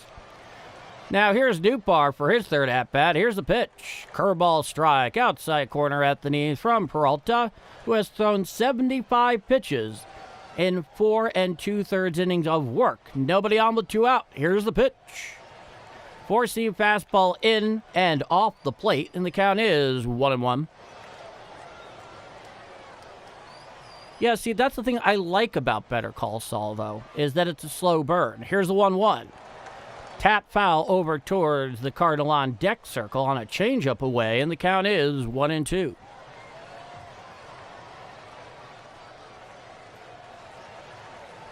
Six nothing Cardinals. 2 already across here in the top of the 5th inning. Coming sets Peralta. He deals. Hit to the left side. Fielded there by the shortstop. He throws to first in time for the third and final out of the inning. But not before the 2-run bombola by Burley gives the Cardinals a 6-0 lead after 4.5 innings of play. It is the St. Louis Cardinals 6 and the New York Mets nothing. I'm Paul D, and this is Bombers Game Mike. Oh, fair enough, Barry. Walter White. Oh, interesting. Slow pace isn't always a bad thing. I mean, look at baseball. It can be slow paced, but that adds to it. Yeah, baseball is interesting in that way. I always kind of look at people a bit sideways when baseball comes up and they say baseball is boring. And it's like, well, yeah, if you don't have any sort of patience and you don't appreciate the building of the anticipation, the slow change of momentum from one team to another, then yeah, baseball's definitely not going to be your game. But I love it. I loved it when I was a kid.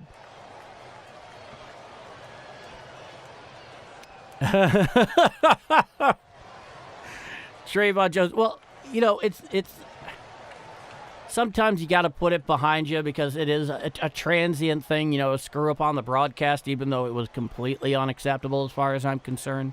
I mean, you think about the people who are paying for this outside of what they're paying for any other media on top of that, and it makes me a little pissed off. I mean, it just does.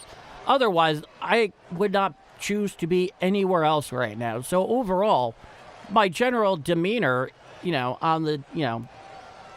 and my general disposition while doing this is always very good. So it's not hard for me to go back to regular Paul D. It's just when I see something that's just totally ridiculous, it's like, come on, guys, you know you're better than that, and we pay you to be better than that. Quick Trip, 60 cents. Are they still doing that? How many innings do you think and want May to go? Well, let's take a look at his pitch count. Well, he has 68. Now, here's Brett Beatty, the left-handed third baseman. Here's a pitch. Strike, sweeper on the inner third at the knees. The count is 0-1.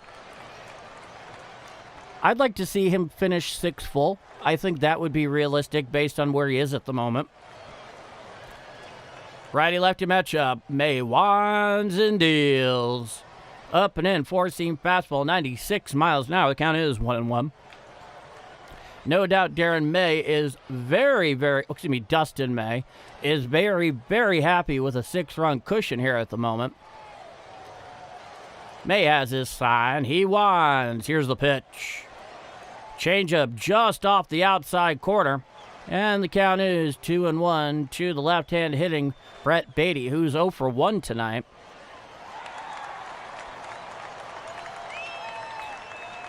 I wish more people would give it a chance like you did, Walter. May winds. Here's the 2-1. Swinging strike on the cutter on the inner third above the knees, 93 miles per hour, and the count is even at 2 balls and 2 strikes. Golf people say the same thing, but a great matchup going back and forth is excellent. Baseball is a social, mental, and physical game with a grind. That is so true, John. Here's a 2-2. Just gets a piece of that, fouls it back. Rolls over there behind the plate. The count remains 2-2. It has been my experience in watching golf that a good matchup is much better when you're there in person. Brett Beatty, he struck out in his last at-bat. Righty-lefty matchup. Now here's the 2-2 pitch. Swinging strike 3. Down goes Brett Beatty for the first out of the inning.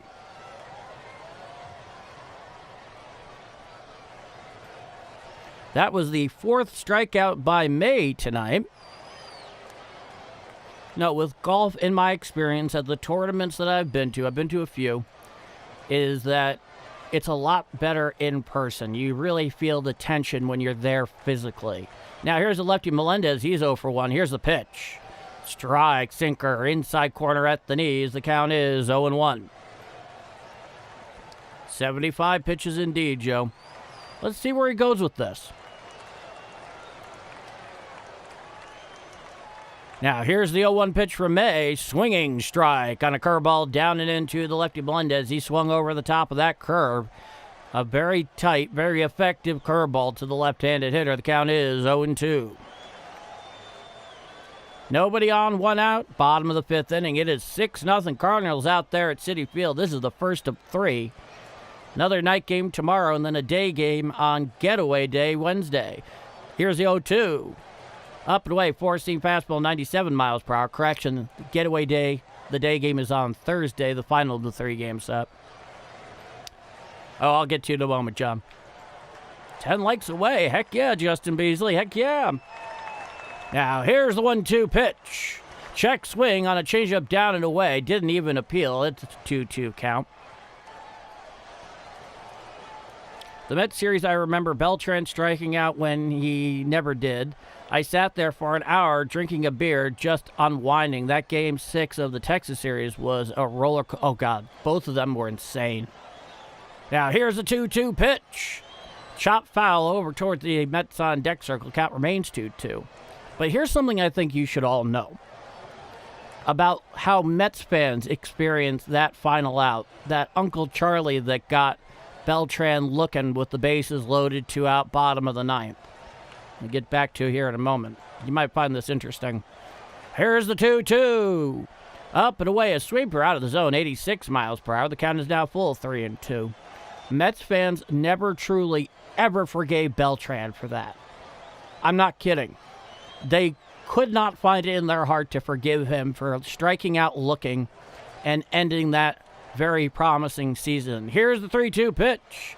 Fouled straight back on the cutter, up and away, 93 miles an hour. The count remains 3-2. And they stayed on that for years, folks. Beltran played for the Mets for a lot of years after that. He had a 7-year deal. That was his only second. He ended up getting traded towards the end of it for Wheeler. Here's the 3-2. Called strike 3, outside corner for the second out of the inning.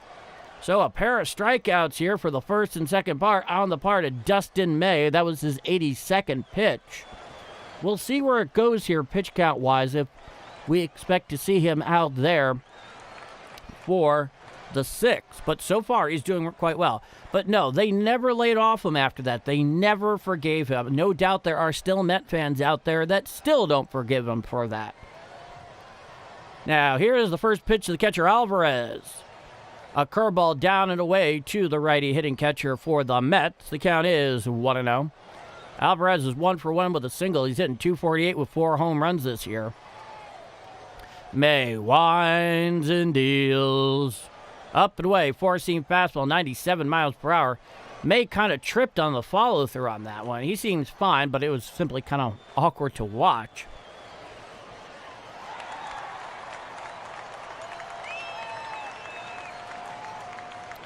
From the full wide, here's the 2-0. Strike cutter right down Broadway. 92 miles an hour. The count is 2-1. Well, thank you, Walter. I really appreciate that.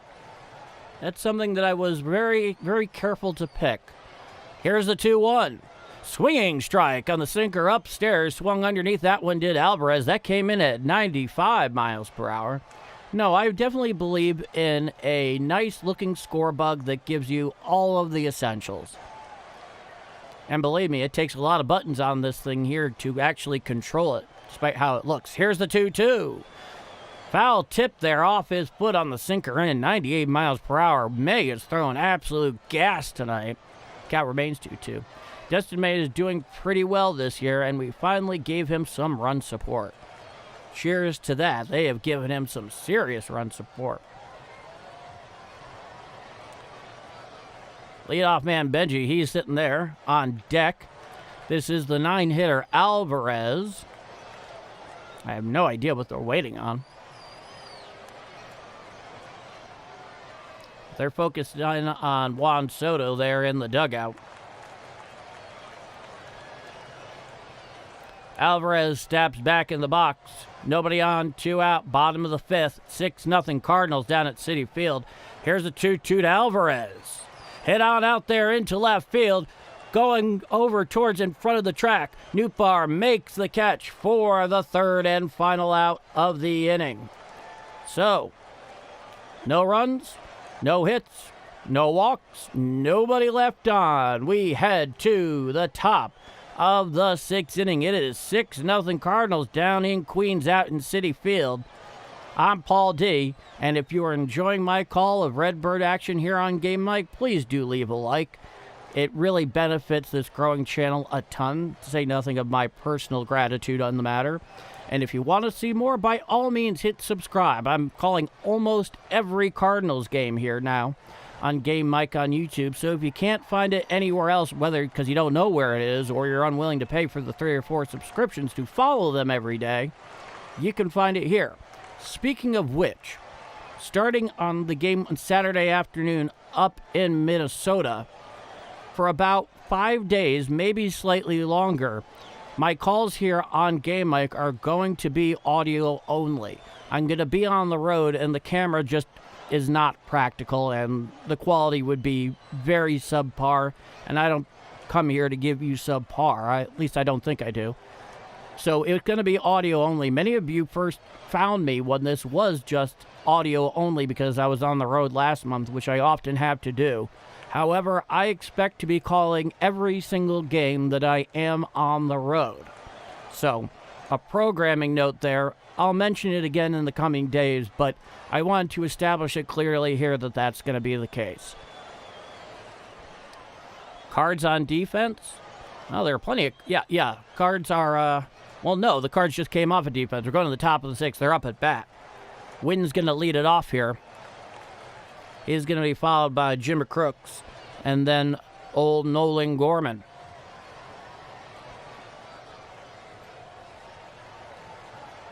That means more than you could know, Walter. It really does. I take a lot of pride and take a lot of attention to detail. This is the culmination of a lot of different things all at once that, when I put it all together, actually had nothing to do with play-by-play. Here's a pitch. Hit to the left side. Right there is Beatty on the line for the first out of the inning. So Mason Wynn lines out there to Brett Beatty at third. 1 pitch, 1 out in the top of the 6th. For life, 97 people like, 248 people watching. Hit that button, everyone, and let's go Cardinals. For life, part of the Vanguard. Here's a pitch. Out and away, a four-seam fastball for a ball, slightly over the righty batter's box. The count is 1-0. But I really appreciate that, Walter White. I love calling you that. Here's the 1-0. Up and away, four-seam fastball, well out of the zone, 92 miles an hour. The count is 2-0. Yes, Jock, it is. Thanks to you and everybody else here. Here's a 2-0. Swinging strike on a four-seam fastball on the outer third thigh high. Jimmy swung underneath that one. I think he was looking to send that thing to the orbit of Mars, but he swung through it. A bit underneath it, in fact. And the count is 2-1. Let's go Redbirds, indeed. And here's the 2-1.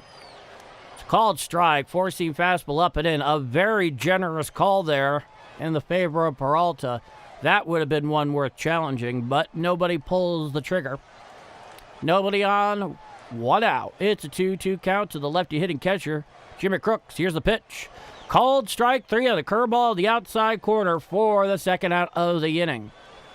Jimmy Crooks has been looking a bit overpowered tonight, a bit outmatched against Freddie Peralta in a way that really no other Cardinal hitter tonight has.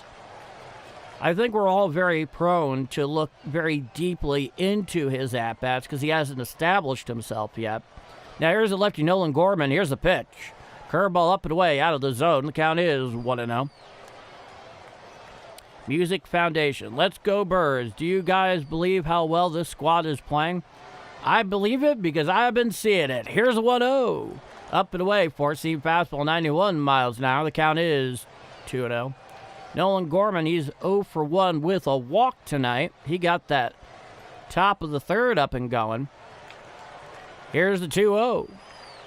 Just off the plate, a curveball at 80 miles an hour, and the count is now 3 balls and no strikes. Watching from upstate New York on my way to Boston. Left St. Louis this morning. Great job. Well, thank you so much, Mike. Here's the pitch.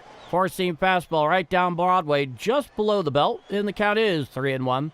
There's a pretty decent crowd tonight for a Tuesday night in early June out there in Citi Field. Here's a 3-1. Ball 4 on the four-seam fastball in, so Gorman works a 2-out walk. And something to bear in mind about what I just said in regards to the crowd there. is unlike here and a lot of other places in the United States where school lets out in May, school tends to let out in mid-June in my, in my home digs where I grew up and spent a good many years. Now, here's Nate Church's 1 for 2. Here's the pitch. Out the way, four-seam fastball, 93 miles per hour. It is definitely a ball. The count is 1-0. And they have a massive scoreboard out there in center field. I mean, planes landing and taking off at LaGuardia definitely have to mark that down on, on their flight plan to avoid hitting the thing. It is ridiculous.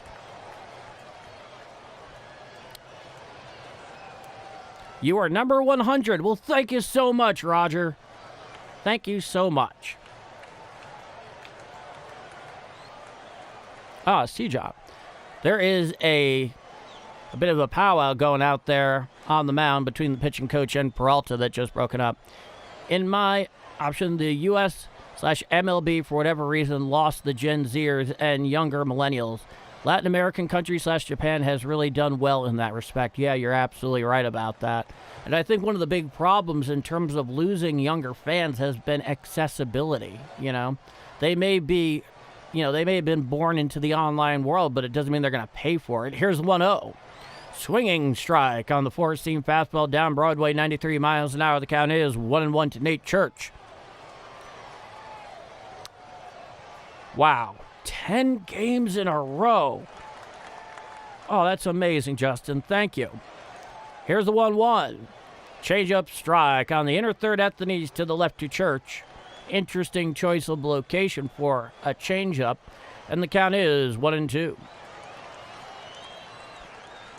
Coming set is Peralta. He deals. Foul down the third base side and out of play. No, I have to thank all of you that are regulars here that really pump me up.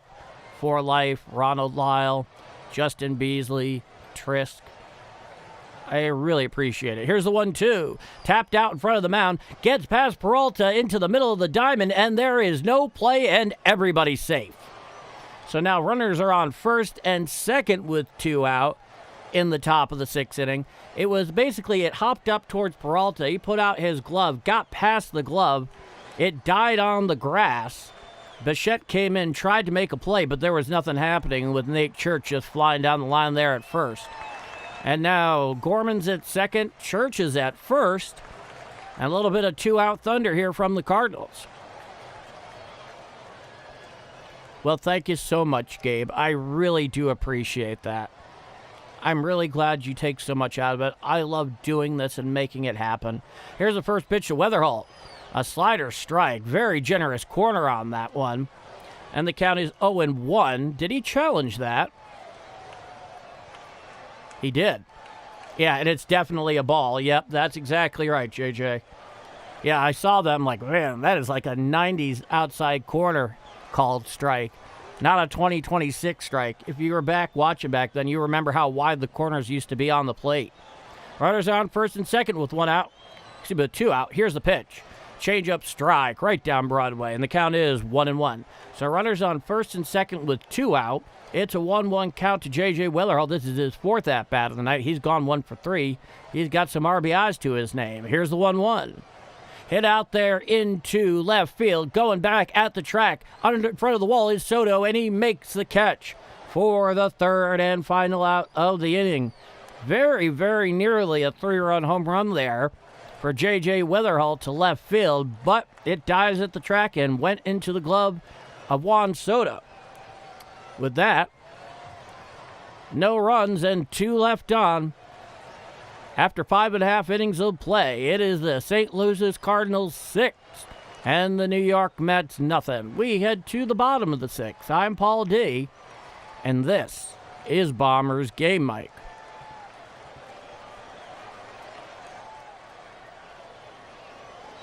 My son is a fan of Walker before he was hitting. Now that is what we like to call foresight in your choice of favorite players.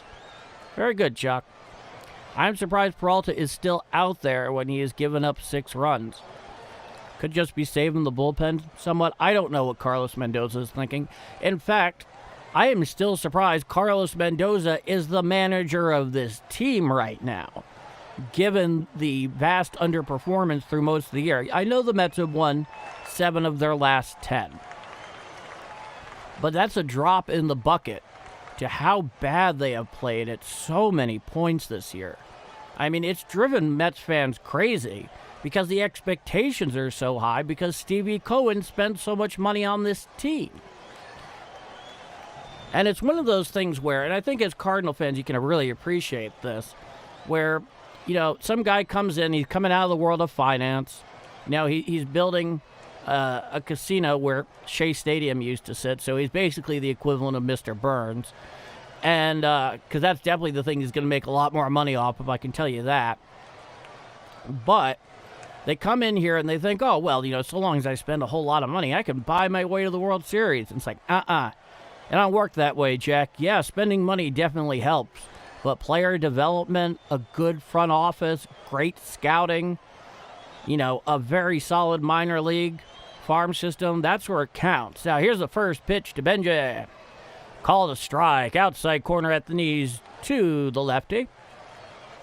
The lefty right fielder for the Mets. 6-0 Cardinals. Coming wide, May deals. A sinker down, 94 miles an hour. The count is 1-1. So our question is answered whether he'd come out here for the 6th. That was his 90th pitch of the night. Carson Benji 0 for 2, ground out into a double play in his first 2 at-bats. He's 0 for 2. Here's the pitch. Chop foul down the first base side out of play on the sweeper down and in, 85 miles an hour. The count is 1 ball, 2 strikes. Yep, Dustin's still out there. He's now 5+ innings of work. Oh, Spice Muffins. I'll answer that question in just a moment. Righty-lefty matchup. Nobody on, nobody out. May winds. He deals. Swinging strike 3. Down goes Benji. He went down hacking on that changeup down and away for the first out of the inning. May's got his strikeout on. That was his 5th tonight. So Spice Muffin. No, you're not going to be getting it tonight, but I am on the hook for something that I did promise. And that's going to happen on the 4th of July. I'll get back to that more in a moment. Now, here's Bo Bichette. He's 0 for 2. Righty-righty matchup. Here's the first pitch from May.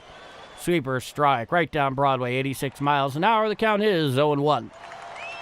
Is when that day comes on the 4th of July, the Cardinals will be at Wrigley Field. Coming wide is May. Here's the 0-1. Up and away, 4-seam fastball, 97 miles per hour. The count is 1-1. I did promise to give an a cappella solo ballad, completely unironically, of God Bless America. And I'm afraid I'm on the hook for that one. So be sure to tune in for that, Spice Muffins. Here's the 1-1. Hit on out there into right field. Right there in front of the track is Jordan Walker. He makes the catch for the 2nd out of the inning. The 95th pitch from May. So the camera is obviously very much trained on Ollie Marmol at the moment. He's stirring around, but it does not look like he is in any way planning on giving May the hook here. Oh, you're an umpire bird fan. I did the same thing when I was your age, interestingly enough. Now here's the lefty Juan Soto, who's 1 for 2. There's the pitch. Change up, down and in, and the count is 1-0. It's a righty-lefty matchup. No, May is still very much in the game. He's thrown 96 pitches. He's thrown 5 2/3 innings coming into this at-bat against Soto. Coming wide, May deals. Out and away, a sinker over the righty batter's box. The count is now 2 balls and no strikes to Juan Soto. Well, his pitch count, that was his 97th of the night. So we'll see where he goes from here. From the full wide, here's the 2-0. Up and away, a cutter out of the zone, 93 miles an hour. The count is 3-0. Will Juan Soto go into statue mode in 3-0? Almost certainly yes. Watching him every day for a full season, this is a guy, if there's anything he likes better than getting a hit, it's walking. May comes to the full wide. Here's the 3-0 pitch. Ball 4. He took it as a 4-seam fastball up and away for a ball. So Juan Soto works a one-out walk in the bottom of the sixth for the Mets. That was the 99th pitch here. So let's see. The first baseman, Young, is due up. He's a left-handed hitter. He's also 0 for 2. But I would say after finishing out this inning, that will probably be it. Soto leads off first. Coming set is made to the lefty Young. Here's the pitch. Called strike. Outside corner below the belt with a curveball at 82 miles an hour. And the count is no balls, one strike. There's Magic 100. Coming set at the stretch is May. Here's the 0-1. Hit out there to right field. Going back in front of the warning track. Underneath it is Jordan Walker. He squeezes it for the third and final out of the inning. So no runs, no hits, one walk, one left on. We head to the top of the seventh inning. It is 6-0 Cardinals out in Citi Field in Queens. I'm Paul D. And if you're enjoying my call of Redbird action here, please do leave a like. I appreciate it greatly, and the growing channel benefits from it greatly. You want to see more? All of us here would love to have you a part of our slice of Redbird Nation right here on Game Mike. 6-0 Cardinals to the top of the seventh inning. Let's go to the chat.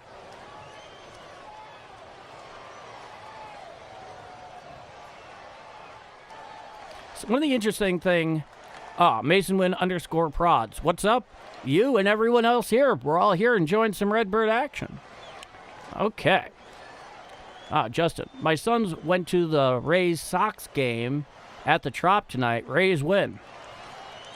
The Rays team, even though they haven't been playing great over the last 10 days, boy, is that a tough team. Oh, my goodness. May has given up no runs through 6 innings. He has thrown a shutout here. Yes, May has definitely been on his game tonight. This has really been, ever since that, that no-hitter that was taken in to the 8th, he has really turned into a solid starter. That also increases his value as a potential trade target, regardless of where the Cardinals stand, well, in the standings. So, while I absolutely root him on, and if, Chaim Bloom is able to get something of worth, of considerable value back, because teams are always going to, almost always will overpay when they're under pressure to perform in a race, that, I'm all for it. I think the Cardinals could survive without him, but it will still be sad to see him go. I like him. He hasn't had a great year, but boy, ever since that getaway day up in Milwaukee a couple weeks ago, it was 3 weeks ago now, he's been pretty good. He's been pretty good. All right, we're back at Citi Field for the top of the seventh inning. Robert Weller, Niceville, Florida is in the house. Maybe Ollie can let these guys go 10 or 15 more pitches because he's on the 6-man rotation now. They're very protective of their pitchers. Here's a pitch to Herrera. Called strike. In fact, Freddie Peralta is out of the game. The righty Gerber is in. Here's the pitch. Hit to right field, and it dived past and diving forward for the catch was the right fielder, but he misses it, goes all the way to the wall. Ewing has to go all the way over towards right, and standing on second is Herrera with a leadoff double. That was one of the strangest plays you'll ever see. It went out into right field. Benji was on it. He dived forward, but he missed the ball with his glove. It skipped by him. It went all the way to the wall. A.J. Ewing had to run all the way over from center field to get the thing because Benji was prostrate out there in right after trying to dive and get the thing. And now he's standing on second with a leadoff double. Now here's Burleson, righty-lefty matchup. Here's the pitch. Hit on out there into right field. Does it stay fair? It is a fair ball and into the right field corner. Coming around in scoring is Herrera. Going there into second at the very least is Burleson. And that will give the Cardinals a 7-0 lead following the no-out RBI double by Alec Burleson. It is 7-0 Cardinals down at Citi Field in this first of 3. Gerber just put a four-seamer up and in right underneath the numbers for Burleson there. He steered it fair down the line, and it's went and hit the 330 sign on a hop. Now here's Jordan Walker, righty-righty matchup. Gerber comes in at the belt. He deals. Strike, four-seam fastball outside corner at the knees. The count is 1-1. It's a righty-righty matchup. Gerber from the stretch has this intense leg kick where he brings up his knee and then kicks out his foot afterwards. It's kind of something to behold. Here's the 0-1. Hit on out there in the center field. Coming in right there is Ewing. He makes the catch. Staying at second is Burleson. That's the first out of the inning. Oh, boy. Like the stream to celebrate. Follow Justin Beasley's lead. If we trade May, Dobbins probably takes his place in the rotation. That's exactly what I think the plan would be, Sam. Especially how well he did in long relief the other day. That got noticed. That got really noticed. Runner leads off second. Now here's the lefty Nootbaar who's 0 for 3. Here's the pitch. A cutter right down Broadway, 89 miles an hour. The count is 0-1. What's your question, Ethan? Coming set is Gerber. He deals. Cutter strike, outside corner, 90 miles an hour. The count is 0-2. So it's a righty-lefty matchup. Burleson, he leads off second. Here's the pitch. Hit foul down the left field line and out of play on the cutter. Count remains 0-2. The happy Hodag. Burley has had a few good games. He's my favorite Cardinal right now. He is quite endearing. I believe he was born and raised in North Carolina, just as a random note. Here's the pitch. Hit to the right side and stabbed on the line there by the first baseman. Back in time to second is Burleson. And the count. Well, there's no count. There are two out. A very fine play there to stab that on the line. How do you see the broadcast ahead of other people if the broadcaster has to be a couple seconds behind just in case? Okay. I'll give you the most honest answer I can to that. Now, here's Mason Wynn. He's 0 for 3. Runner still on second with two out. Here's the pitch. Here's a fly ball out to left field. Camping underneath it is Juan Soto. He makes the catch, a can of corn for the third and final out of the inning. But not before the Cards put on one more. It's seventh inning stretch time down at Citi Field. I'm Paul D, and this is Bombers Game Mike. Okay. All right, Ethan. So, how do you see the broadcast ahead of other people if the broadcast has to be a couple seconds behind just in case they cuss? Okay. First off, I don't know how far ahead or behind I am of other people in terms of getting the feed. I just don't have any information to confirm or deny that any other way. There is a delay to some degree. I know on the radio, usually they have a 7-second delay, so they have the... there's a piece of technology that they use that's able to recognize profanity for people that use it on air for whatever reason, and then they can dump that.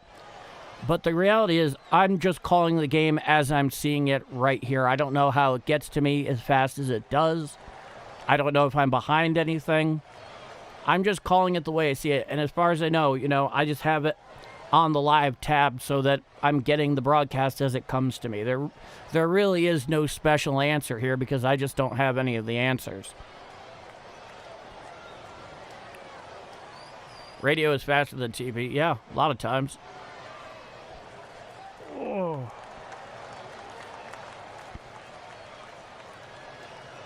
When was the last time anyone here listened to even part of a Cardinals broadcast on KMOX? And how do you feel about the quality of their broadcast team? I'm curious about that. Yes, the old dump button. You know what I'm talking about, Justin. So it looks like... Let's see. So Justin Brule's coming on here for the Cardinals. So Dustin May gives the Cardinals 6 shutout innings, only allowing 4 hits, 1 walk, 6 strikeouts. That is a very, very good start for him.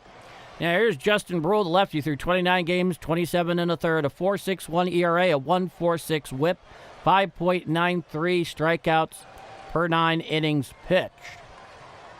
And the other guy that is obviously a target of trade talk is JoJo Romero. Lefty-lefty matchup against the lefty Ewing. Here's the first pitch.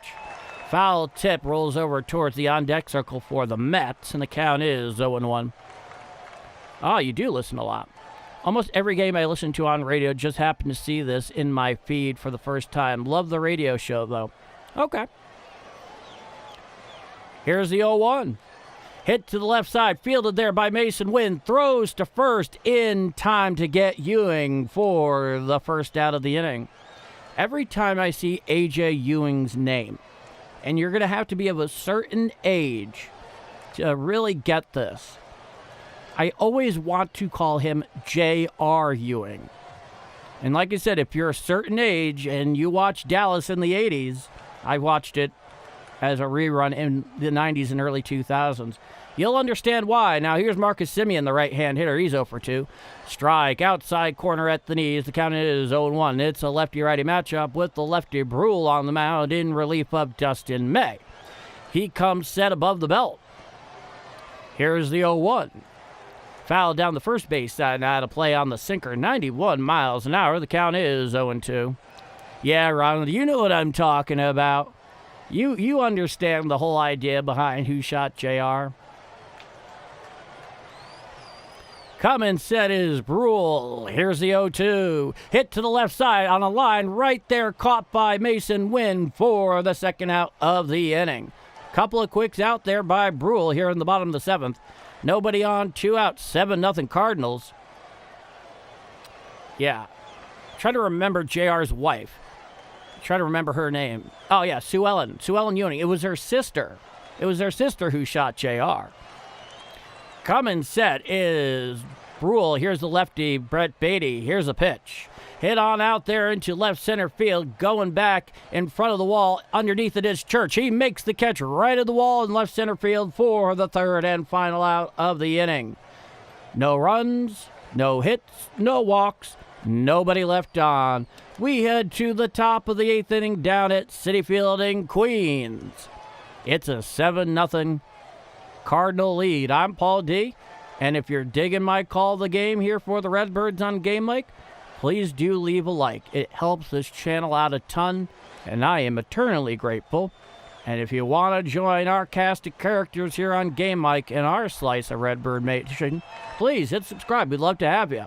That in mind, 7-0 Cards going to the top of the 8th. I'm Paul D, and this is Bombers Game Mike. Okay, let's see here. Right. Okay. I haven't listened for a while. Jack Buck and Mike Shannon set a high bar, and it's hard to follow. No offense to the announcers now. I'm sorry, so biased. You're a lot like Jack. Well, I don't think I could be given a higher compliment than that, John. Thank you. I mean, he is the king and the reigning one. May he rest in peace. Yeah, I'm always curious about the radio guys, especially, because they're usually quite solid there. At night, KMOX I can pick up in my vehicles. Oh, that's a strong signal. Here in South Carolina, and only listen if I'm driving. Yeah, that's how it is for me. And as far as John is concerned, you know, in terms of no longer having Jack Buck and Mike Shannon, I feel very much the same way about Yankee radio now with the absence of John Sterling. I'm actually a big fan of Susan Waldman in the color commentary role because she's like a decades-long Yankee insider. But Dave Sims, well, he does a really good professional call. You know, I spent my entire baseball life listening to John Sterling, and I know he's been gone for a couple of years now, but with him dying just last month, it's hard to listen to, just because I know how amazing Sterling was. Now, here's the first pitch from Gerber. It is low and in, a four-seam fastball to the lefty Crooks, who's 0 for 3 tonight. Nobody on, nobody out, top of the 8th, 7-0 Cardinals down at Citi Field. Here's the pitch. Hit on out there into center field. Going back is Ewing. He's in front of the track at center. He makes the catch over the shoulder for the first out of the inning. A.J. Ewing there made a very fine running catch over the shoulder in center field. Credit to him. That was not easy to track down. A very professional defensive effort out there in center field. I love a butt whipping by the Card. So happy that Church is back. Yeah, Church he's excellent. Now here's Nolan Gorman 0 for 1 with a pair of walks. A cutter inside for a ball. 90 miles an hour. The count is 1-0. 0 for 1 with 2 walks and a run scored. It's a righty-lefty matchup. Gerber deals. Cutter in the exact same place for a ball, and the count is 2-0. Driving around, radios don't work like they used to. Sometimes. Common sense Gerber. Here's the 2-0. Strike, cutter right down Broadway at the knees. The count is 2-1 to Gorman. I like listening to Brad Thompson announcing and Jimmy Hayes postgame. Okay, that's interesting. Thank you, good stuff. Common set is Gerber. Here's the 2-1. Strike, four-seam fastball outside corner at the knees. An absolute BB dotting that one on the outside corner. Counts 2-2. Time is granted by the home plate umpire at the behest of Nolan Gorman. Gerber has thrown 16 pitches in relief of Freddie Peralta.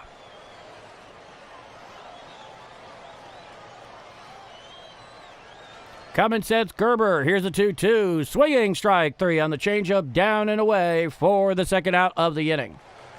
This wasn't even supposed to be in the realm of possibilities, but do you see the Cards claiming a wild card spot this year? I think they're going to be in the fight.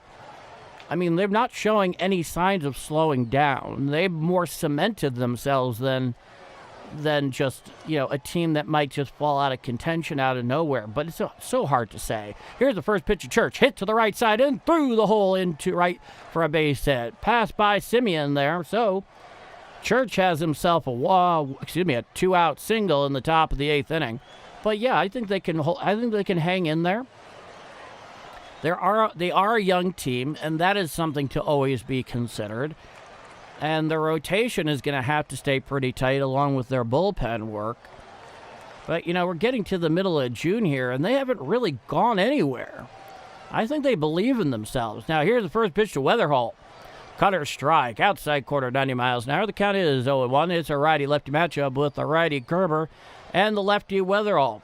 Church leads off first. Weatherall has a 2 RBI double earlier. Here's the pitch. A cutter down and away for a ball, 91 miles an hour. The count is 1-1. I wish I did, Alan. I really wish I did. Here's the 1-1. And he hits it out there into left field. Coming in is Juan Soto. He makes the catch for the third and final out of the inning. No runs, 1 hit, no walks, 1 left on. After 7.5 innings of play, it is the Cardinals 7 and the Mets nothing. We head to the bottom of the 8th. I'm Paul D, and this is Bombers Game Mike. So you ask an interesting question there, Alan, and the reason I say that is, so what I do here on YouTube with Game Mike is totally kosher legally because I don't use any video or audio from the broadcast, which is all copyrighted, obviously. And I'm completely within my legal bounds to do this. But there are definitely times when I wonder if and when I ever hear from the Cardinals, if it'll be like, hey, we'd like you down in the stadium, or I would say is a 50-50 proposition, more likely, a very nicely typed and clean letter from their legal department sending me a cease and desist. It's a flip of a coin. And quite honestly, because I'm a bit pessimistic when it comes to those things, I think it is more the latter than the former, but we'll see. Wow, KCM, thank you so much for that super chats or super thanks. That is really wonderful. Woohoo, super chats, we really made it. Thanks to help from absolutely wonderful viewers just like yourself. I don't want to sound like PBS, but really, it has a lot to do with those of you who show up each and every night and enjoy my Call of Redbird action. I consider myself exceptionally privileged to be able to do what I do for all of you. And the opportunity, given the bizarre broadcast situation, makes that possible. But, the fact of the matter is the Cardinals kind of have to deal with the bed that they have made, and the rest of us will make do. And I guess that's part of what making do is right here on Game Mike. Now, Brule's out for his second frame. Here's the pitch. Fouled down the first base side and out of play to Mark Vientos, the pinch hitter here, hitting for Melendez. Mark Vientos, 214, 7 home runs with 26 RBIs, 16 extra base hits. It's a 0-1 count, lefty-righty matchup. Cummins sets Brule. Here's the pitch. Foul tipped off his foot on that sinker. The count is 0-2.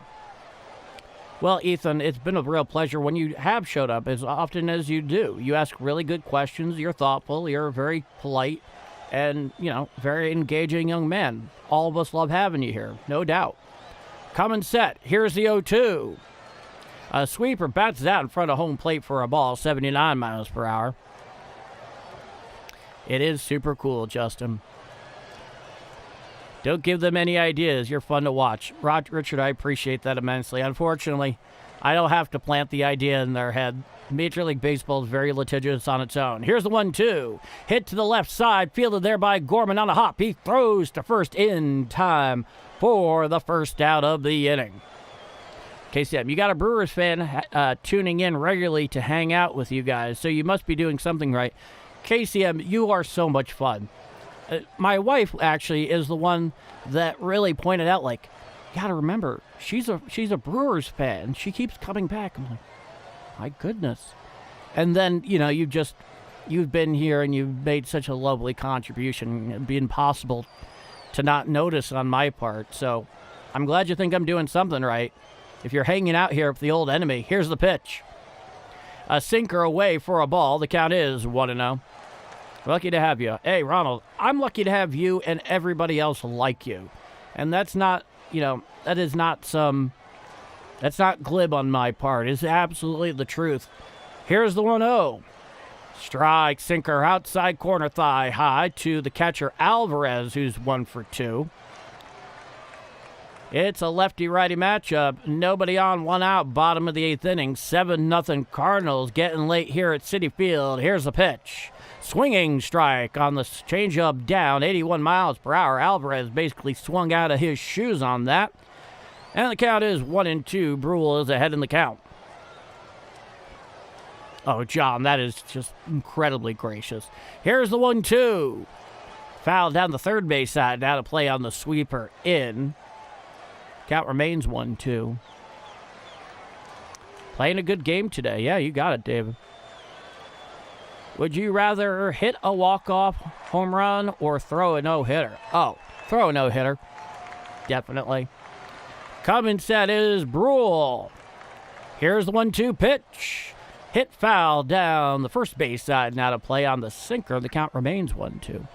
Hate to say that if the Cards didn't win the World Series, the Brewers would be cool. The one thing you got to say, with the exception of Uribe, who thankfully did get a game suspension and fined, in addition to openly criticized by his manager. Here's the pitch.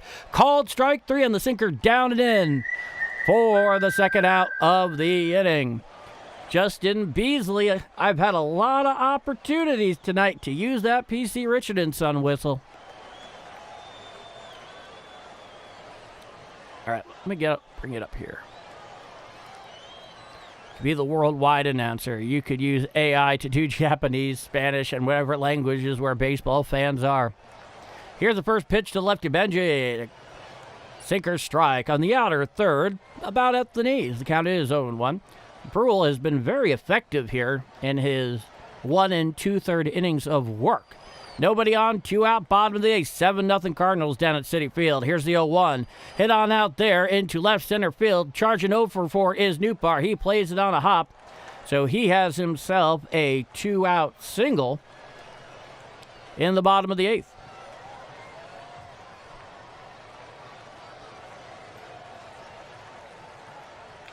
My New York Mets counterpart is really frustrated now. He's watching people check out of his play-by-play. You know what? In all fairness to him, he's had to watch a lot of really bad baseball when this team, by all rights, should be performing much better. I do have some sympathy. Here's the pitch. Foul down the third base side, now to play on the changeup away, and the count is 0-1. And that has to be terribly frustrating. I'm not a Mets fan. You know my allegiances, both of which are very diametrically opposed to the Mets.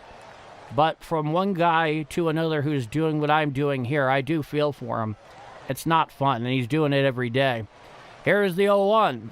Swinging strike on the sweeper, down and in the dirt, 79 miles per hour. And the count is 0-2 to Bo Bichette, who is 0 for 3 tonight, lefty-righty matchup.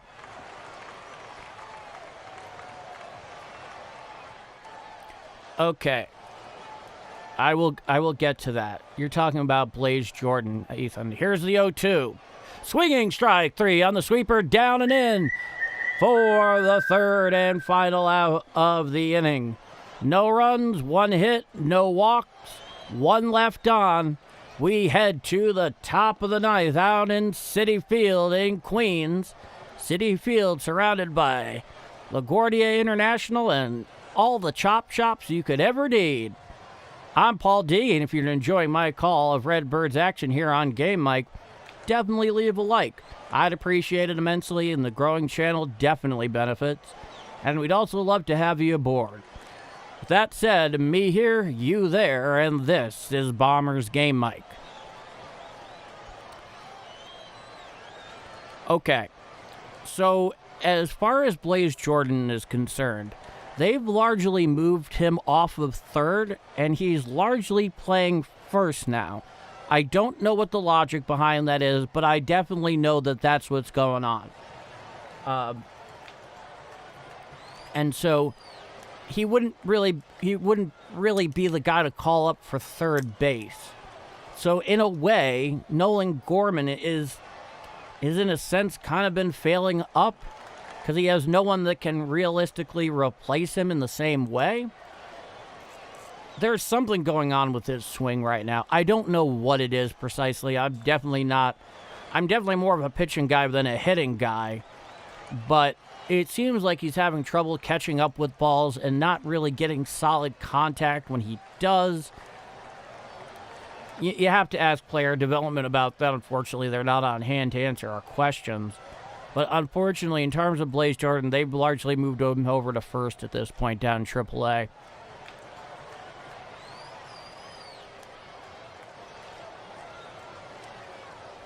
The Cubs should never win. Said like a true Cardinal fan, Kathy. This is my first comment. Dallas Cowboy fan for life. Cheers to you, man.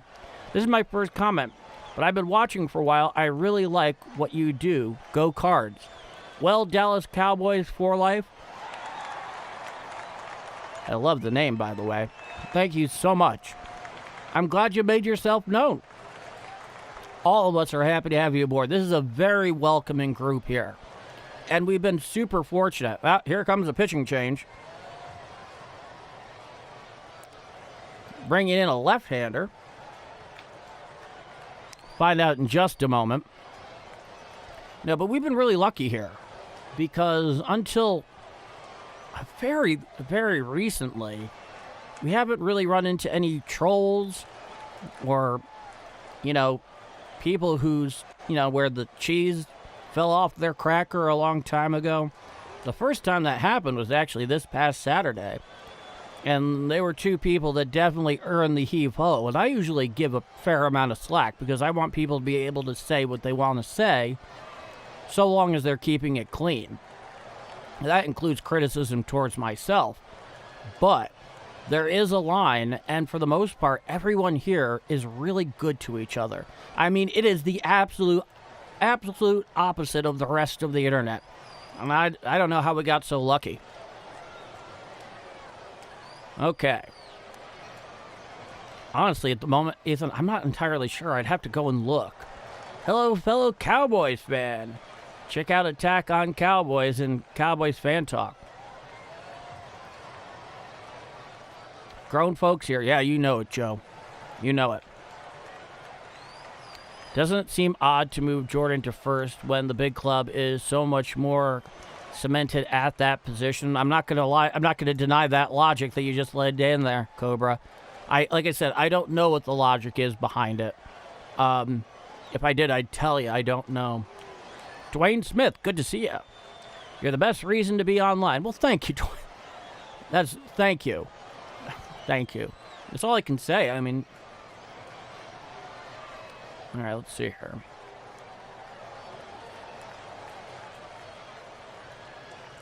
Oh, it's more than that, username XCan. It's more than that. I think people genuinely enjoy each other's company here.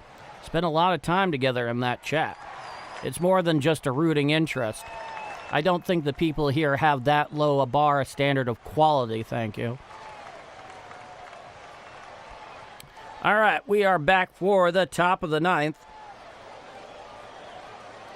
And the lefty Perez, Cionel Perez, is in the game. 19 innings pitched, a 5.68 ERA, a 1.53 whip, and a 6.16 strikeouts per 9. Oh, wow, up to 5.66. Thank you, Justin. I really appreciate it. I never see any of the metrics until the game is over. I just call the game and go from there. It is for fun. Now, here is Ivan Herrera. He's 2 for 2 tonight after also getting on base with a pair of hit-by-pitch lefty-righty matchup. Here's the first pitch from Perez. Hit to the right side and into right field for a base hit. So Ivan Herrera gets the party started in the top of the ninth with a leadoff single. And here is Alec Burleson.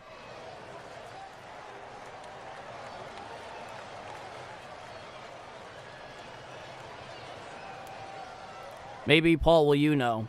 Do you know, Paul, about why they moved Blaze Jordan over to first? I don't. I do not know, Ethan. Happy to report, Paul. Thank you so much, Justin. Now, lefty-lefty matchup. Burley's 2 for 4. Here's the pitch. Check swing, but it's called a strike. Sinker right down Broadway. 97 miles an hour. The count is 0-1. Runner leads off first. Coming set it to lefty Perez. Here's the 0-1. Strike, sinker outside corner at the knees. The count is 0-2. For a third, I don't know. I don't know. I would have to go and check, honestly. I mean, the big one was Blaze Jordan until they moved him to the other side of the diamond. Here's the 0-2. Foul down the third base side and out of play, and the count is 0-2. Ramon is our third baseman in AAA, but got hurt, so Blaze is there and crushing. Until very recently. I mean, he is crushing. His numbers are great down there. But they have him back over at first the last couple of times I checked, which was this morning. Here's the 0-2. Hit up the middle, off the glove of Perez. Bichette steps on one, gets the ball, throws to first in time for the double play. And what a strange double play at that.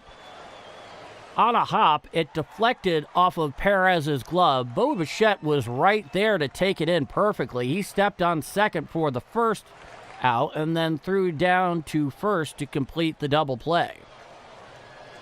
Get that runner off. Now here's Jordan Walker. He is 1 for 4. Lefty-righty matchup against the lefty Perez. Nobody on, 2 out. Top of the ninth, 7-0 Cardinals. Here's the pitch.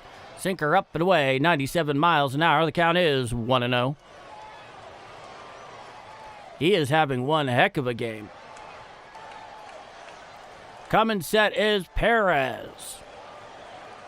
He deals. Hit to the left side, fielded there on the ground by Bichette. He boots it briefly. He throws to first, and just in time, beat Walker there by half a step. So after 8.5 innings of play, it is the St. Louis Cardinals 7 and the New York Mets nothing. We head to the bottom of the ninth.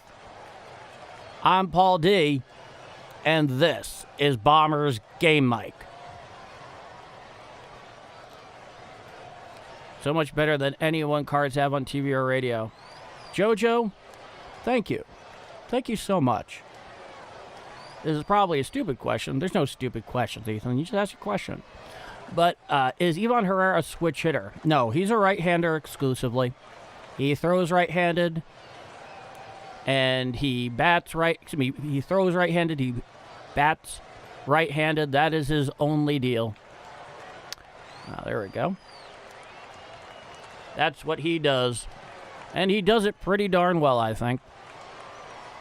He's a really interesting guy, player-wise, because he's a good receiver, but he can't really throw out runners very well. I mean, at a very unusual clip on well, but he has that bat, and he clearly is a fundamental component of this team.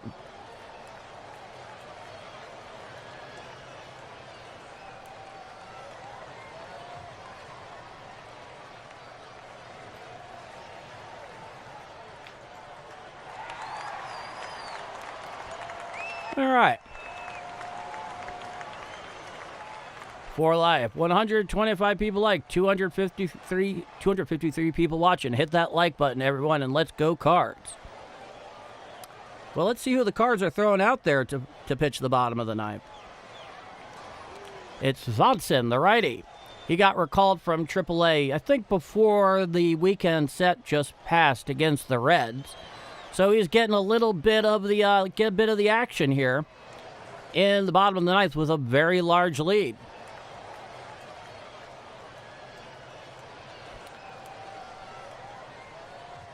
Now here's Juan Soto leading it off. He's 1 for 2. Here's the pitch. A cutter in for a ball, 93 miles an hour. The count is 1-0.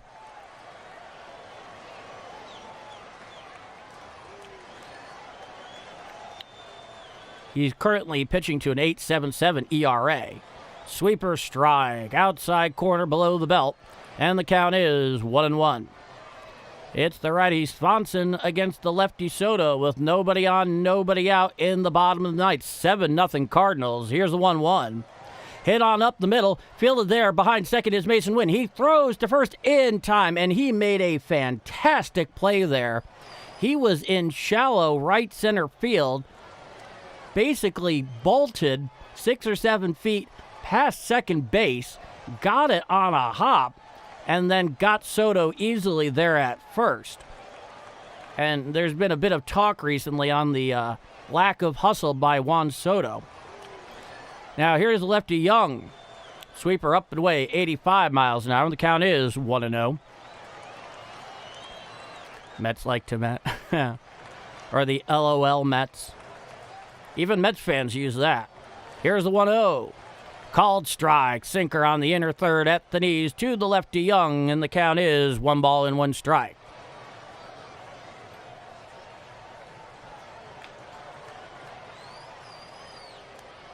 Young is back into the box. Coming set at the belt is Swanson. He deals. Chop foul down the first base side. Now to play on the cutter in. The count is 1-2. He probably doesn't want to be there. No, if he doesn't want to be there, he made a very large commitment to be so. But just given how they played, I can certainly understand the nature of the comment. Here's the 1-2. Sinker up and away, well out of the zone, 97 miles an hour. I mean, he's going to be there until what? Until he's at least 40? He's not even 30. Coming set is Swanson. The 2-2. Hit on out there into center field. Charging in is Nathan Church. He's underneath it. He makes the catch for the second out of the inning. A video I watched said that Juan Soto is a $725 million man and runs slower than Albert Pujols in his last year. Juan Soto is not fast, and Albert Pujols was very hobbled in the last seasons of his career. But I think I know the video you're talking about. Fouled straight back off the bat of the lefty Ewing, who's 2 for 3, and the count is 0-1. It's a righty-lefty matchup. Swanson has come in here and gotten these first 2 outs in the bottom of the ninth. The Cardinals are 1 out away from cementing this victory. Here's the pitch. Strike on the inside corner at the knees. A sinker at 96 miles per hour from Swanson. Counts 0-2. So the Mets are down to their final strike with nobody on and 2 out in the bottom of the ninth. Oh, Justin, I hope to give you that whistle. Coming set is Swanson. Here's the 0-2. Swinging strike 3. Down goes Ewing for the third and final out of the inning. The Cardinals take the first game of the 3-game set 7-0. And now here comes the victory 2.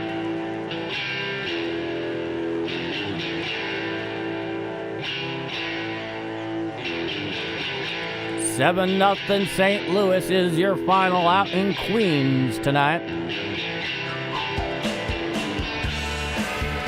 Feel free to do the air guitar yourself at home. 7-0 is your final. It was all Cardinals all the time.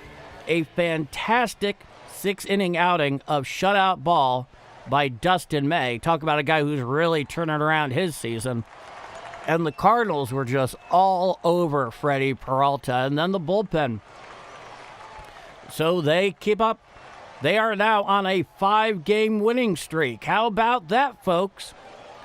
And yes, indeed, Justin, that's a winner. And the song has been played, the victory tune. Great call, Paul. See you tomorrow. See you tomorrow, Roger. Have a good night.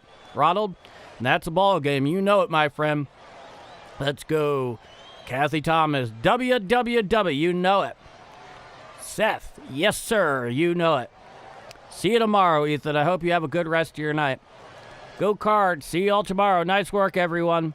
On the 10-plus games of 100-plus. Thank you so much for life. That goes for Ronald Lyle, Justin Beasley, Trisk, and, of course, Trisk again.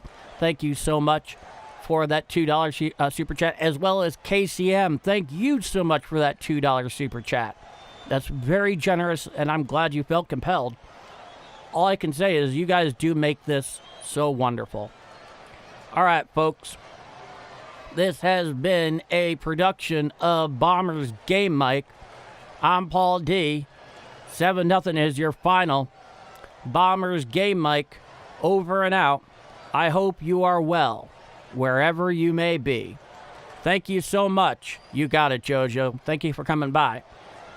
And good night.